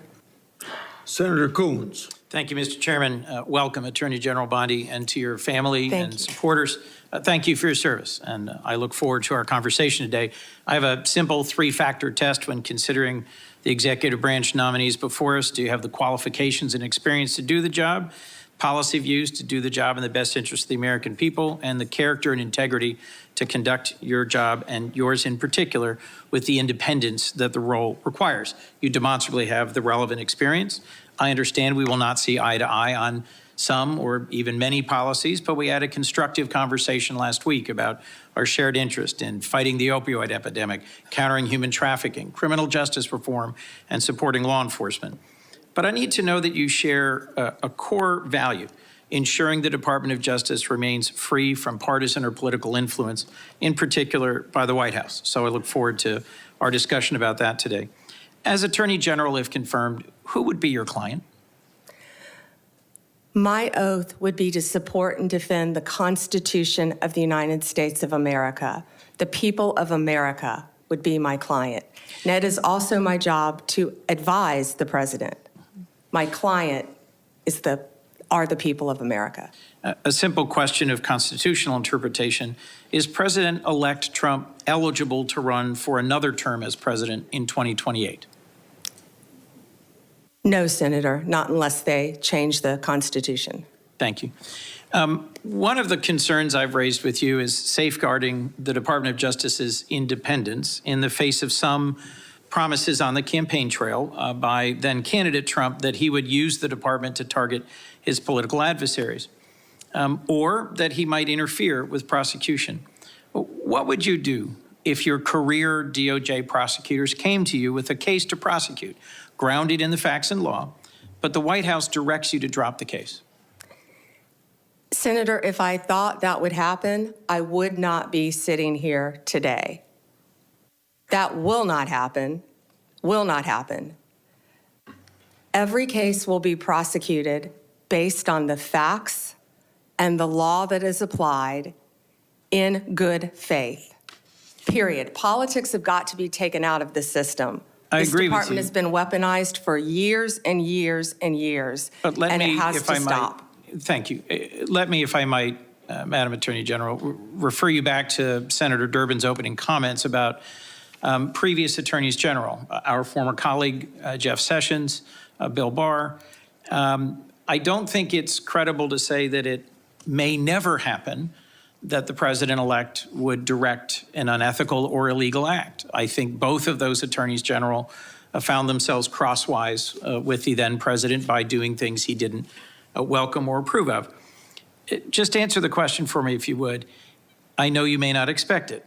I know you wouldn't have accepted this nomination if you thought it possible. But let's imagine that once again, President-elect Trump issues a directive or order to you or to the FBI director that is outside the boundaries of ethics or law. What will you do?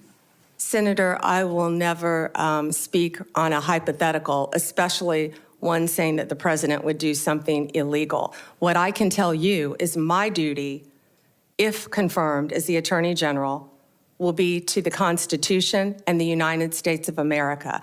And the most important oath, part of that oath that I will take, are the last four words, so help me God. Given the importance of that oath, I hope you can understand the importance of repeated questions from some of us about the importance of having independence in the Department of Justice. It has a long tradition of independent special prosecutors, especially to handle high-profile or often political cases. If you got credible evidence of a criminal violation by a White House official, including even the president, would you bring in a special prosecutor? Senator, that's a hypothetical. I can tell you what I do know is special prosecutors have been abused in the past on both sides. We have seen that for many, many years. They have cost the taxpayers countless dollars, countless. And I will look at each situation on a case-by-case basis and consult the appropriate career ethics officials within the department to make that decision. Attorney General, do you think special counsels need to be confirmed by the Senate? I will follow the law and I will consult with the appropriate ethics officials regarding the law. Right now, they do not need to be Senate confirmed, of course. But you did sign an 11th Circuit brief arguing that they should be. I will follow the law, Senator. That's why I said that. Understood, but I was just getting to the clarity about the difference between a Absolutely. position you've advocated and what the current law is. Thank you for that. Look, bluntly, to me, refusing to answer a hypothetical when there is clear and concrete previous history raises some concerns for me. I think Chris Wray has done an outstanding job as FBI director at avoiding political pressure. And although he was chosen by President Trump, he's being driven out so that he can be replaced. My perception, I've not yet met with Mr. Patel, by a loyalist who has publicly said he will do what the president asks him. Given that Attorney General Barr was asked to go find evidence of election interference and improprieties, went and looked for the evidence and said, I can't find any, and was then dismissed, I'm just going to ask you one last time. Can you clarify for me that in following ethics and the law, you'd be willing to resign if ordered to do something improper? Senator, I wouldn't work at a law firm. I wouldn't be a prosecutor. I wouldn't be attorney general. If anyone asked me to do something improper and I felt I had to carry that out, of course I would not do that. That's one of the main things you learn when you're a young prosecutor is to do the right thing. And I believe that has continued with me throughout my very long career. As we discussed, protecting American invention and innovation, American intellectual property, is a real concern of mine and of several others on this committee. I look forward to talking with you about that pressing concern. But the most important question I had for you today is whether you will be willing and able to stand up to politicization and interference in the Department of Justice. And I look forward to further clarification from you about the specifics of that. Thank you, Mr. Chairman. Thank you. Thank you. Senator. Senator Cruz would be next, but he's not here, so I call on Senator Kennedy. Thank you, Mr. Chairman. Ms. Bondi, welcome. Congratulations. Can we agree that legitimacy is important to America's criminal justice system? Yes, Senator. Can we agree that legitimacy is important to the Department of Justice, which in part administers our criminal justice system? Yes, Senator.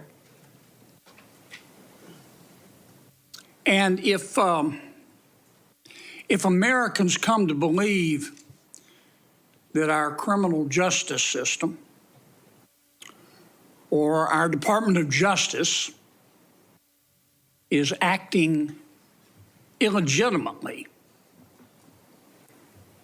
that makes Americans less likely to accept the results of that system, does it not? Yes, Senator. And that makes Americans less likely to follow the substantive laws that we pass that are administered by the Department of Justice. Isn't that true? Yes, Senator.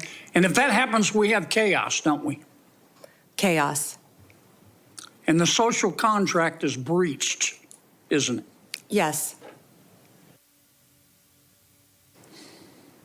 Do you remember a person by the name of Michael Avenatti? Yes. Several years ago, he was a media star here in Washington. An attorney, correct? Yes. He was a media star. And many members of our media loved him because he persistently bashed Donald Trump. And he was on TV every day. He was on CNN more than Wolf Blitzer. Do you know where Mr. Avenatti is today? I believe he's sitting in prison, Senator. He's in jail because he was a crook. And the Department of Justice helped put him there, didn't it? Yes, Senator. Do you remember a gentleman by the name of Sam Bankman-Fried? Yes, Senator. Boy genius. So smart and so powerful that he thought he could command the tides. So smart and so powerful and so rich that he would go to meetings with serious people like Bill Clinton, like Tony Blair, looking like a slob, looking like a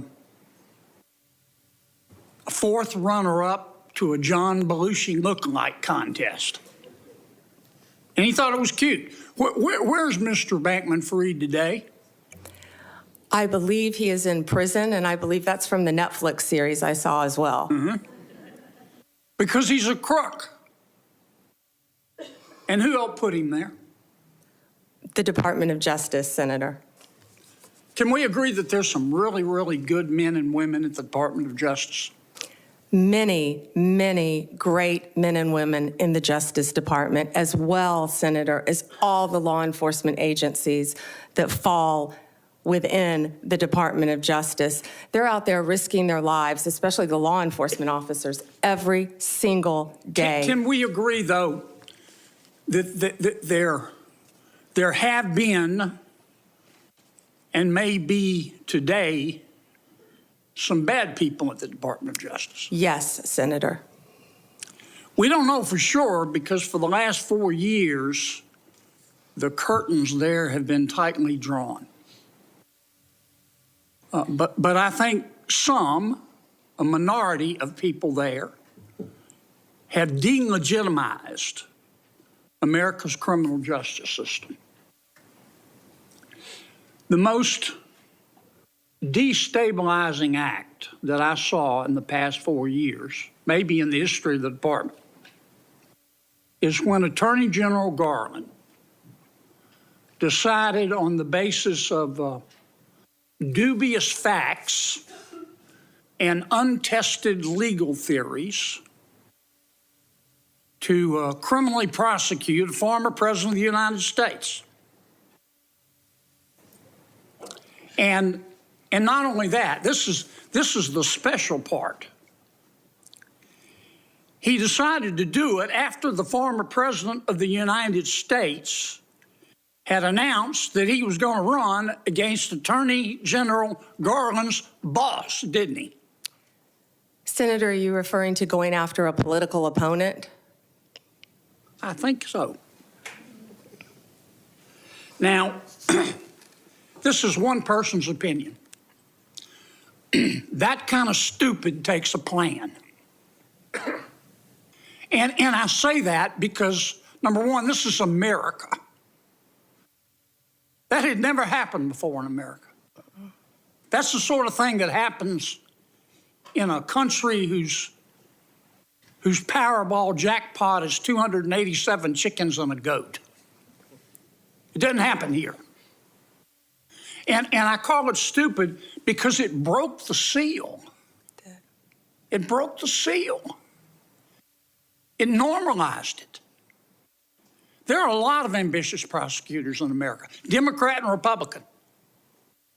And I'll bet you right now there's some prosecutor in a particular state thinking about, well, maybe I ought to file criminal charges against President Biden's inner circle for conspiring to conceal his mental decline.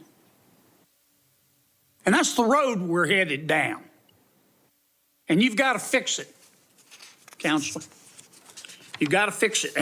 And here's, in my judgment, what I would ask you to do. Find out who the bad guys are and the bad women and get rid of them. Find out who the good people are and lift them up. But do it on the basis of facts and evidence and fairness. Because the temptation of some people is going to be, they're going to tell you, look, two wrongs don't make a right, but they do make it even. Don't resist that temptation. Help us restore legitimacy to the Department of Justice. Thank you, Senator. Thank you, Mr. Chairman. Welcome, Ms. Bondi, and to your family. Thank you. Thank you for visiting with me in my office. And I have to say, I'm sympathetic always to a former Attorney General, particularly having been one myself. But we are watching Attorney General nominee Pam Bondi's also confirmation hearing. Really we will have much more on this hearing right after a quick break. Stay with us. And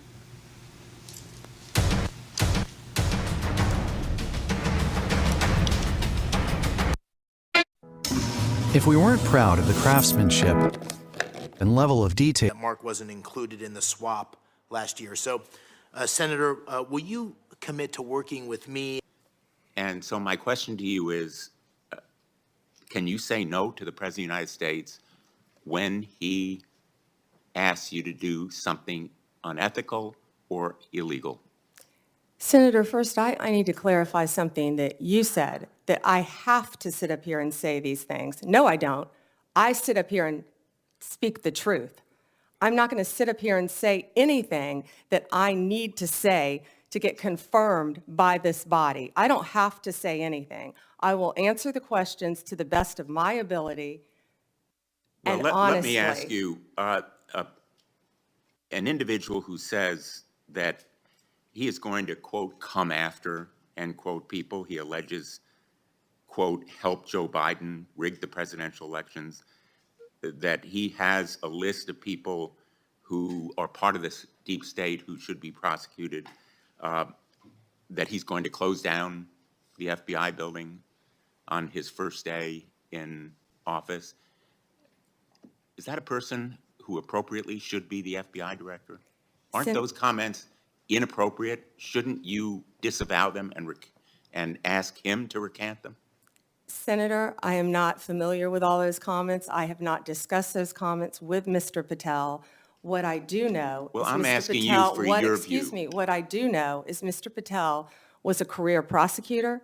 He was a career public defender, defending people, and he also has great experience within the intelligence community. What I can sit here and tell you is Mr. Patel, if he works with running the FBI, if he is confirmed, and if I am confirmed, he will follow the law if I am the Attorney General of the United States of America, and I don't believe he would do anything otherwise.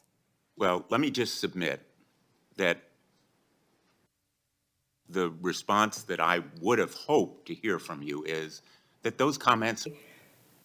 Well, let me ask you, an individual who says that he is going to, quote, come after, end quote, people he alleges, quote, help Joe Biden rig the presidential elections, that he has a list of people who are part of this deep state who should be prosecuted, that he's going to close down the FBI building on his first day in office. Is that a person who appropriately should be the FBI director? Aren't those comments inappropriate? Shouldn't you disavow them and ask him to recant them? Senator, I am not familiar with all those comments. I have not discussed those comments with Mr. Patel. What I do know is I'm Mr. asking Patel, you for your view. Excuse me. What I do know is Mr. Patel was a career prosecutor. He was a career public defender, defending people. And he also has great experience within the intelligence community. What I can sit here and tell you is Mr. Patel, if he works with running the FBI, if he is confirmed, and if I am confirmed, He will follow the law if I am the Attorney General of the United States of America, and I don't believe he would do anything otherwise. Well, let me just submit that the response that I would have hoped to hear from you is that those comments are inappropriate and that you will ask him to disavow or recant them when he comes before this committee, because they are indeed chilling to fair enforcement and the rule of law. Let me ask you on another topic. When we met, I welcomed your support for the goals of the Kids Online Safety Act.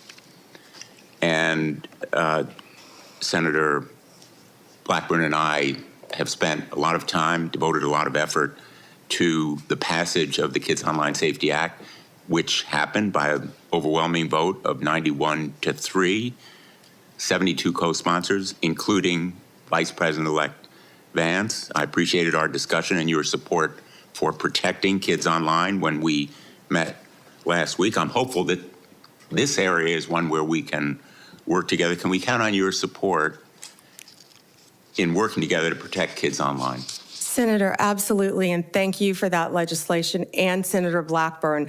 I believe in this world right now, we have to find the things we have in common, and that is certainly one of them, Senator, protecting our children from online predators. You've done so much on that front, and I thank you. I attempted to do that as well when I was Attorney General, but I am committed to working with you on anything we can do to protect our children throughout this country. When I was Attorney General, we started something called From Instant Message to Instant Nightmare, and educating parents about online predators. And that also, Senator, is one of the core functions of the FBI, the cyber unit. They sit there, these agents sit there all day long and investigate child predators. We tell parents constantly, you think you're talking to another child, and you're not. I'm going to interrupt you. I welcome your positive response. I have one more question that I'm going to try to fit into this round. TikTok will be banned unless it is sold, because it has become a tool for the Chinese to collect information and do surveillance and endanger our national security. Can you commit that you will enforce that law promptly and effectively? And I ask this question because President Trump's pick for your Solicitor General in the Department of Justice went to the United States Supreme Court arguing that the ban should be delayed. Will you commit to enforce that law on your first day when you are if you are confirmed? Senator, as I discussed with you during our meeting, that is pending litigation within the Department of Justice. Well, it's pending litigation, but will you enforce that law? I can't discuss pending litigation, but I will talk to all the career prosecutors who are handling the case. Absolutely, Senator. Discuss with them. Thank you. Thank you, Mr. Chairman. Senator Tillis. Ms. Bondi, thank you for being here. I think I told you when we met, thank you for the time we met. I was born in Florida, have a lot of friends and family, and follow Florida politics pretty closely, and you've had a very impressive career there, though I do also have to admit I'm a Gator hater, so for the Florida alum, I'm University of Tennessee. But anyway, I actually, in some of these hearings, I created a bingo card to see what some of my colleagues on the other side of the aisle were going to hit. I want to go back to a few of them really quickly. One was about you being a lobbyist paid for and on the payroll of Qatar. Would you mind going back and repeating what you said in case people did not hear the involvement of your law firm and precisely what you were doing for the government of Qatar? Yes, Senator, I was very proud of that work. It was anti-human trafficking in advance of the World Cup, and human trafficking has been something that's been very important to me my entire career, especially when I was Attorney General of the state of Florida. And you also made it clear that you had a number of practitioners within the firm working on it, so this narrative that you were getting $115,000 a month from Qatar is correct or not? Not correct. Okay, thank you. I want to talk a little bit about Well, first off, I want to go back. You should be happy that so many comments have been directed towards Kash Patel, whose confirmation I am supporting. In fact, I'm meeting with him today, because that means they're out of stuff for you. So if it comes up again, you will once again know that you've got a great reputation and a great resume, and they are just trying to find things to put your integrity into question. You have answered the question repeatedly that that you will be loyal to the Constitution and you will live up to the oath to the Constitution and to protecting the American people. And I think Mr. Patel, when he becomes here, he'll be able to get rid of the myth in the same way that you did as a lobbyist for Qatar. He'll be able to get rid of that list of the enemies, be able to deal with the enemies list, and the marketing department for your opposition is going to have to come up with new material because that stuff is getting old. Section 702, you heard Senator Lee talk about some concerns that he has with 702. I believe it's one of the most important things that you can do early into your confirmation. You will be confirmed, and hopefully with some Democrat support. There have been dramatic reforms to 702. I've sat through an extensive presentation to try and make sure that the abuses never occur again and that you have a throat to choke if somebody abuses the protocol that's in place. I believe that we need to codify a lot of that. As a matter of fact, when I went through it, I felt like there were so many blinding flashes of the obvious. How could this not have already been a part of the approval matrix? So can you, after you're confirmed, commit that you or a designate will come back and provide for this committee an update on all of the protocols that have changed and recommended legislation for codifying so that when we do go to reauthorization, we'll have what we need to make sure that that program stays in place? Senator, I or a designee will review all of 702 before it terms, of course, in 2026 and come back and report to you on both sides of the aisle. Thank you. You have a great perspective with your time in the state and working with the Department of Justice. Give me an idea of things that we need to do better in terms of, and I'm talking primarily in the law enforcement role. I think many people don't understand the joint task forces, the law enforcement efforts that are going every single day in every one of our states. What an incredible job they do. So can you give me some sense of things that you would look at to say maybe we could do it better from your perspective of having been a prosecutor in Florida? Yes, thank you, Senator. Yeah, having been a career prosecutor, I think I have a unique perspective because I was a state prosecutor, of course, prior to becoming Attorney General. So I worked on a daily basis with local law enforcement and state and federal, not daily with federal, but I worked consistently with state, local, and federal. Then when I was Attorney General, I worked with all three as well. I feel like we have to have better coordination among all our agencies, especially given all the terrorism issues that we've discussed earlier in this hearing. We have to wrap in and communicate better with our local and state law enforcement officers throughout this country. There are so many great men and women in law enforcement, and we have to, I don't know exactly how yet, but we have to figure out a better way to work together with the federal authorities. Thank you, and I'm going to do a second round as well, but I think I also checked the bingo card for election denier. There were some people, that seemed to suggest that you were denying the election. I think that you said that President Biden is our president. President Biden is the president of the United States of America, and President Trump will be the 47th president. But I think you made a point that or at least I inferred from a comment that you made, a very important point. Folks, there are election improprieties in every election. The question is a matter of scale and whether or not you can prove it. We've seen it in North Carolina and seen it in other places. It's one of the reasons why I support voter ID, because we want to make elections easy to vote and hard to cheat. But the fact of the matter is people are cheating. So if anybody on this dais suggests that there aren't irregularities in every election, then they need to spend more time at home and really studying the facts. I don't think, though, that you've said that Biden is an illegitimate president. In fact, I think you said just the opposite. He is the president of the United States, and President Trump will be the next president, right? Yes. Okay. Last thing before the second round, January 6th. A lot of people are going to say you're going to have a rubber stamp for letting people have pardons or recommending a pardon for people who did violence to law enforcement. I'm not going to ask you a hypothetical because I want you to be consistent in not answering them.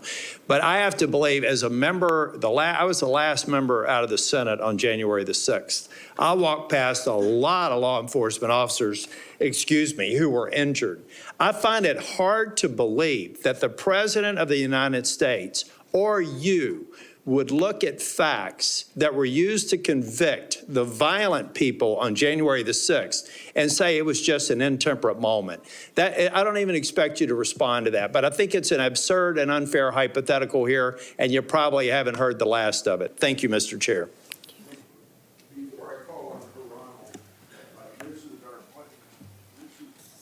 Before I call on Senator Hirano, after her and Cruz's testimony, then we'll take a lunch break, and that break will be for 30 minutes. And I can't control when my senators come back, but I expect you to be back after 30 minutes, and I'll be here. Yes, Chairman. And then I may leave the meeting to open the Senate, so whoever's on our side is acting chairman during that period of time. Senator Hirano. Thank you, Mr. Chairman. As part of my responsibility to ensure the fitness of all nominees, I ask the following two initial questions. First, since you became a legal adult, have you ever made unwanted requests for sexual favors or committed any verbal or physical harassment or assault of a sexual nature? No, Senator. Have you ever faced discipline or entered into a settlement relating to this kind of conduct? No, Senator.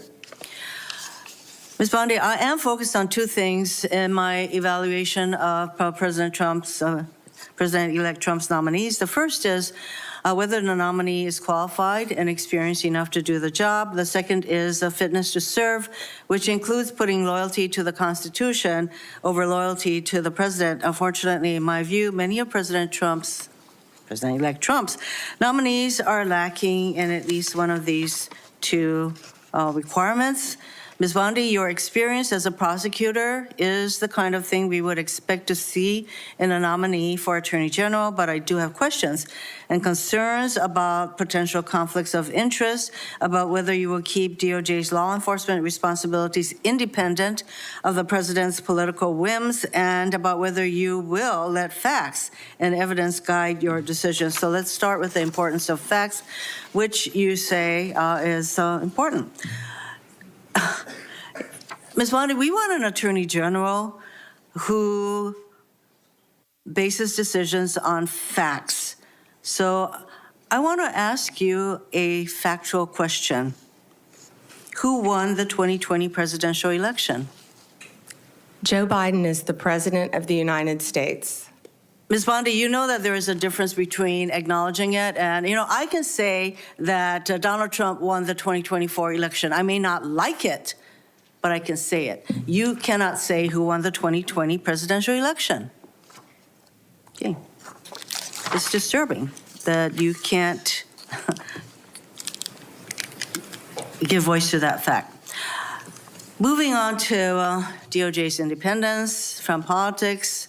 Ms. Bondi, if you are confirmed as Attorney General, you will take an oath to the Constitution and not to any individual, including the President. To start, I'd like to know whether you agree with some of the statements President-elect Trump made during the election, during the campaign. First, are the felons convicted of breaking into the Capitol on January 6th hostages or patriots, quoting Trump, as President-elect Trump has said repeatedly? Do you agree with his characterization of the felons that I referred to? I am not familiar with that statement, Senator. I just familiarized you with that statement. Do you agree with that statement? I'm not familiar with it, Senator. Okay, no answer. He has also said illegal immigration is poisoning the blood of our nation. He said that in December 2023. Do you agree with that statement? Senator, I am not familiar with that statement, but what I can tell you is I went to the border a few months ago. I went to Yuma, Arizona, and what I saw at that border was horrific, Senator. It was horrific. Ms. Bondi, I went to a rape crisis center. That is If I could not my finish, question. I went to a rape crisis center. Well, I'm not familiar with the statement, but I went to a rape crisis center. I met with Border Patrol agents. I'm sure you've been to the Ms. border Bondi, as well, so I you want to could get to answer my that. next question. So, I believe that you responded to a question from Senator Whitehouse, and let me get your response again. You said that the White House, if I'm putting words in your mouth, correct me. Oh, you said that the White House will play no role in investigative or charging decisions in the DOJ. Is that correct? Senator, what I said is that it is the Department of Justice's decision to determine what cases will be prosecuted. What role will the White House have in investigative or prosecutorial decisions of the DOJ? It is the Department of Justice's decision, Senator. So that sounds to me that you're saying that the White House will not have any kind of role. Meanwhile, though, you have an incoming president who said, I have the absolute right to do what I want to do with the Justice Department. And in fact, President-elect Trump considers the DOJ to be his law firm. I ask you this. If President-elect Trump asks, suggests, or hints that you as Attorney General should investigate one of his perceived political enemies, would you do so? Senator Hirono, I wish you had met with me. Had you met with me, we could have discussed many things and gotten to know. I am You could listening have to you gotten to now. know me. Could you respond to the question? Yeah, you were the only one who refused to meet with me, Senator. But what we would have discussed is that it is the job of the Attorney General to I'm very follow happy to the listen to law. your responses under oath, Ms. Bondi. So I think it's really important to us that the Attorney General be independent of the White House. And you have a president-elect who considers the AG's office his law firm. I would like to know whether if the president suggests, hints, asks, that you as Attorney General should investigate one of his perceived enemies? What would Senator, you I do? certainly have not heard the president say that. But what I will tell you is 2/3 of Americans have lost faith in the Department of Justice. And it's statements like that, I believe, Ms. that make Bondi. people continue to lose faith. If I am confirmed as Attorney General, it will be my job Getting to on not to my only next keep question, America you're not safe, responding. but restore integrity to that department. Why don't we and that's move what on I to plan something on that doing you said. every single day as Attorney General. On August 25th, 2025, on Fox News, you said, when Republicans take back the White House, the Department of Justice, the prosecutors will be prosecuted, the bad ones, the investigators will be investigated. Ms. Bondi, is Jack Smith one of those bad prosecutors that you will prosecute as AG? Senator, you hesitated a bit when I said the bad ones.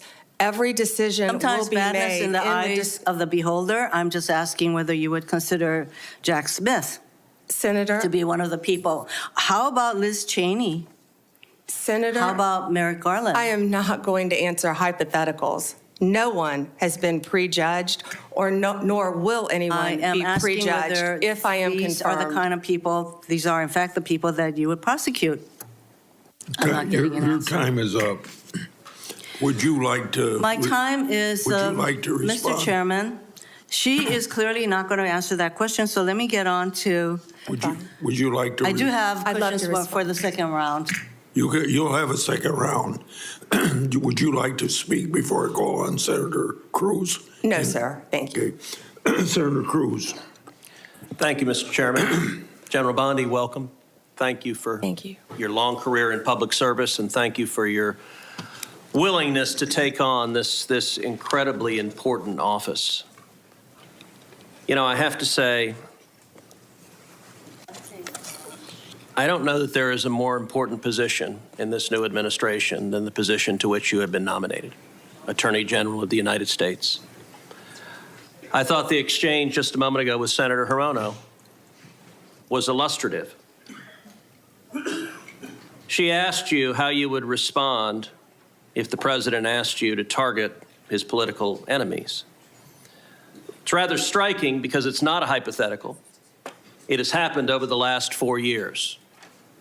And I think perhaps the most tragic legacy of the Biden-Harris administration has been the politicization and the weaponization of the United States Department of Justice. And we don't need to ask hypothetically because Joe Biden publicly mused and allowed the New York Times to report it, calling on Merrick Garland, why will he not prosecute Trump more quickly? And Merrick Garland, sadly, he sat in that chair and promised to be apolitical, and he broke that promise almost the instant he walked into the Department of Justice.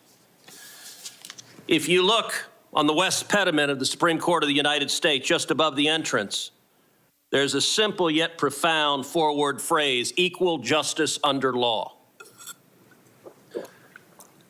We have seen over the last 4 years a Department of Justice that systematically targeted the political opponents of Joe Biden and Kamala Harris, and that systematically protected his friends and allies.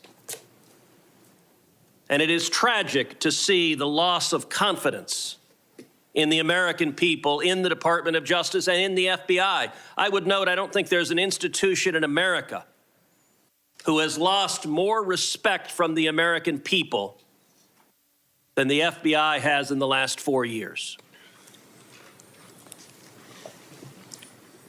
That is a grotesque violation of the obligation of the Department of Justice and the FBI. So I want to start with just a very simple question. If you are confirmed as Attorney General, will you pledge to fairly and faithfully uphold the law regardless of party? So help me God. Amen. Look, and I want to be clear for folks at home. I don't want a Republican Department of Justice. I don't want a Democrat Department of Justice. I want a Department of Justice that follows the damn law. And I think the American people do too. That shouldn't be too much to expect. Now, I'm grateful to President Trump for nominating you. I think on any objective level, you're clearly qualified for this position. You have been a prosecutor for decades. You have been the elected Attorney General of the state of Florida, the third largest state in America, for 8 years. Let me ask you, in terms of your practice, how many criminal cases over the course of your career have you personally handled? Handled thousands. How many of those were before a jury? Hundreds. I don't want to overstate, but hundreds. I was in a courtroom for many years. I tried 4 when I was an intern, jury trials. I think you had to try at least 20 in misdemeanor before you went to felony. Then you were in court every day, and I was also lead trial attorney for many years trying many cases, so. And how many of those cases would have been before a judge? Oh, hundreds and hundreds as well, but hundreds before a jury, I would assume. And as Attorney General of Florida, how many lawyers did you supervise roughly? Approximately 400, Senator. Now, I also want to clarify something. During the course of this hearing, several Democrat senators have referred to you as President Trump's, quote, personal lawyer. Now I don't believe that is an accurate characterization. As I understand it, you represented President Trump as a White House special advisor during his first impeachment trial. Is that correct? Within Office of White House Counsel, yes, Senator.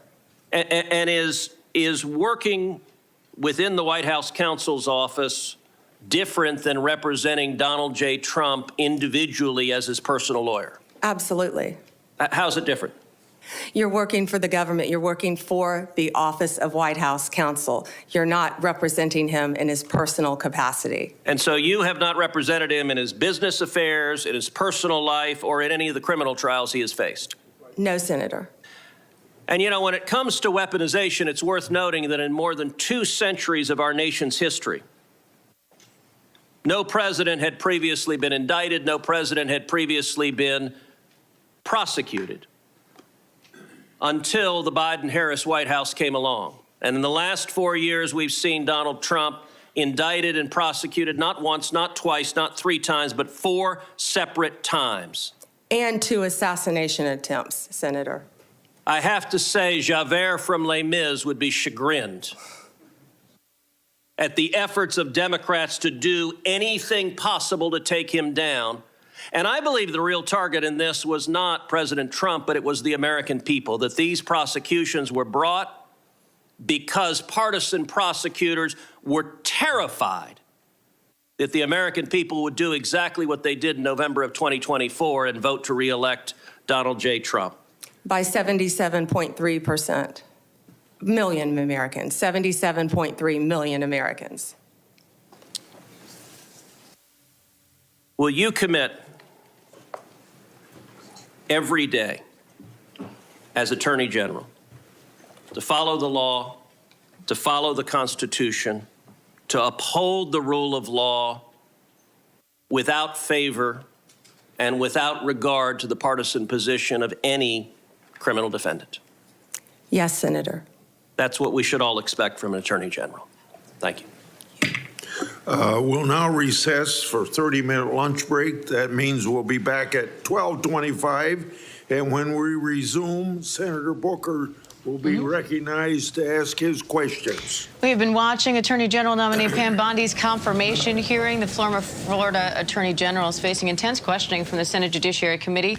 So far, Bondi has vowed to restore confidence and integrity to the Department of Justice, which she described as being plagued by partisanship and weaponization. Critics are pressing her on issues ranging from her loyalty to President-elect Trump to her work as a lobbyist for Qatar and major corporations, and perhaps more importantly, whether she has the ability to say no to the president-elect. For more, let's bring in ABC's Jay O'Brien on Capitol Hill and ABC News senior White House correspondent Selena Wang in West Palm Beach for more. Jay, there seems to be little concern about whether Pam Bondi is competent enough to be Attorney General, but more so in her ability or willingness to stand up to President Trump if needed.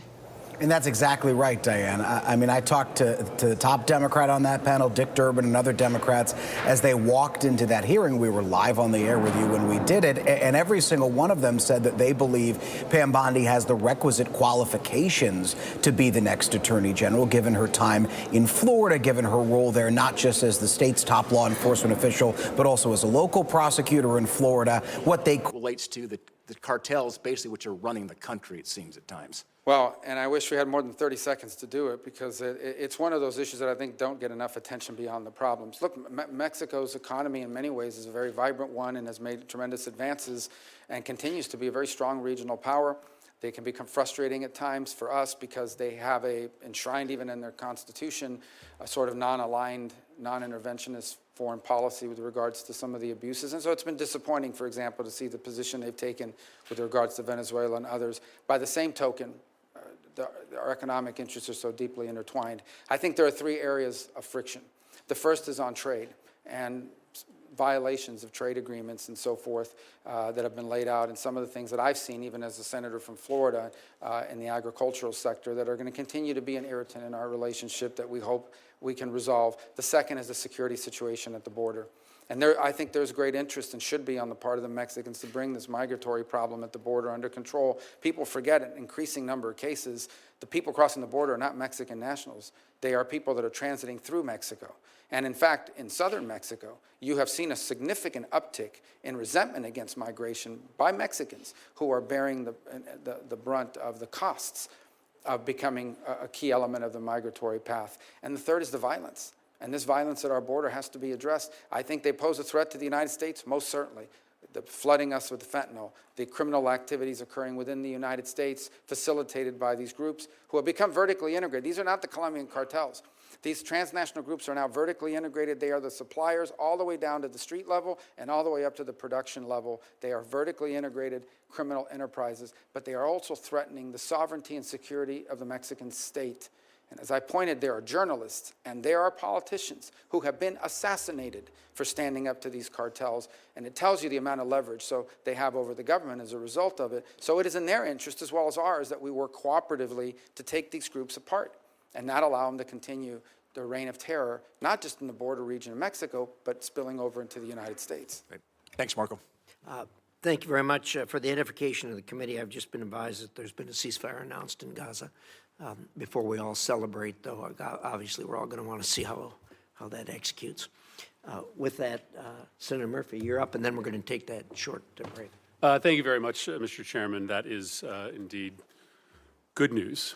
Senator Rubio, I want to talk to you about a topic that I think is going to be real trouble for you and for U.S. national security interests, at least for the first few minutes of my time, and that's the growing personal financial entanglement of President Trump, his family, and Middle East governments. I'll give you an example of what I'm talking about. For nearly 8 years, the Trump organization has been pursuing a real estate deal to build a hotel complex in Jeddah, Saudi Arabia. During President Trump's first term, the Trump organization actually voluntarily committed to refrain from pursuing real estate deals with foreign companies, especially those that are backed by foreign governments. And so the deal didn't go through, and then it remained stalled for the entirety of the Biden administration.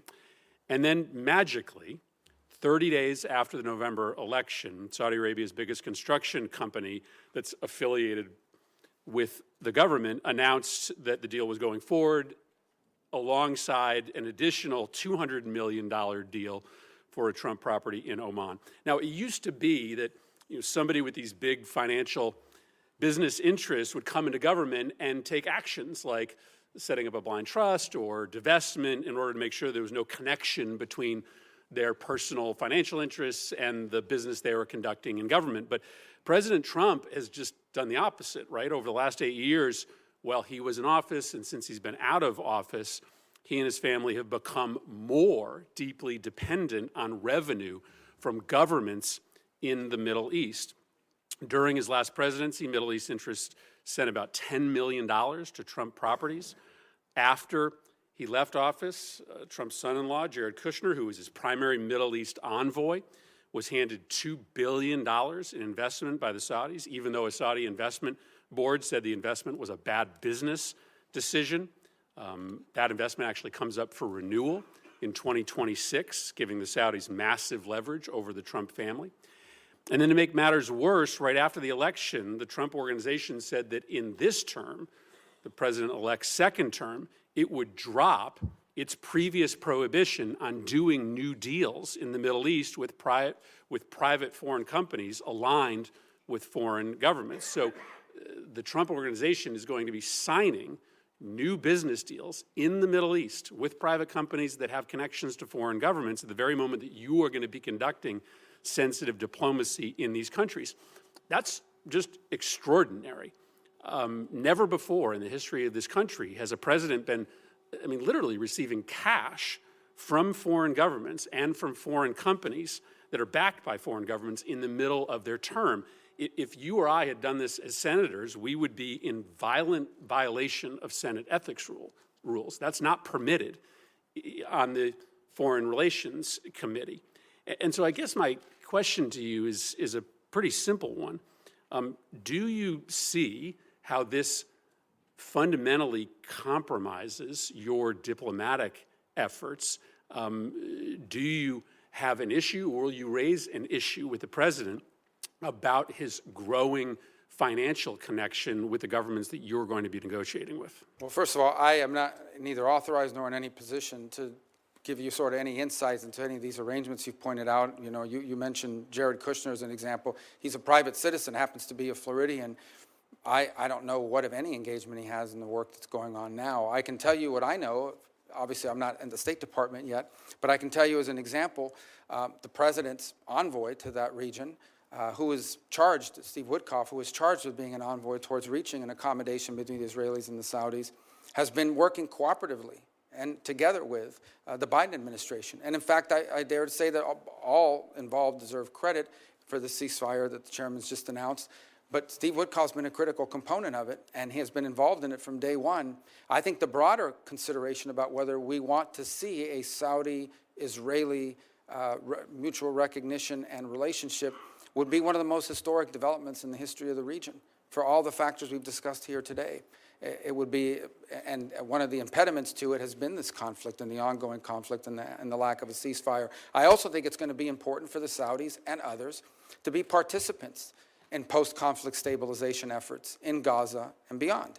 So all I can tell you is that what I've said from the very beginning, from the opening statement, and that is our foreign policy is going to be driven, as the President's made abundantly clear, by whether some action makes America is in the interest of the United States and our national security. And that's what it's going to be driven by, and that's how all these policies should be judged by, and that's certainly the job that I believe I've been tasked with executing on.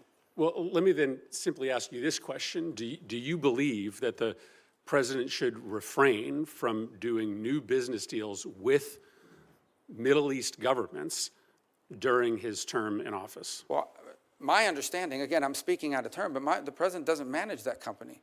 His family members do, and they have a right to be in the business. I mean, that's the business that they're in. They're in the real estate business. They've been for a very long time, both domestically and abroad. They have properties in multiple countries. So at the end of the day, I don't know, his family is entitled to continue to operate their business. The fundamental question is not whether his family is involved in business. The fundamental question is whether that is in any way impacting the conduct of our foreign policy in a way that's counter to our national interest.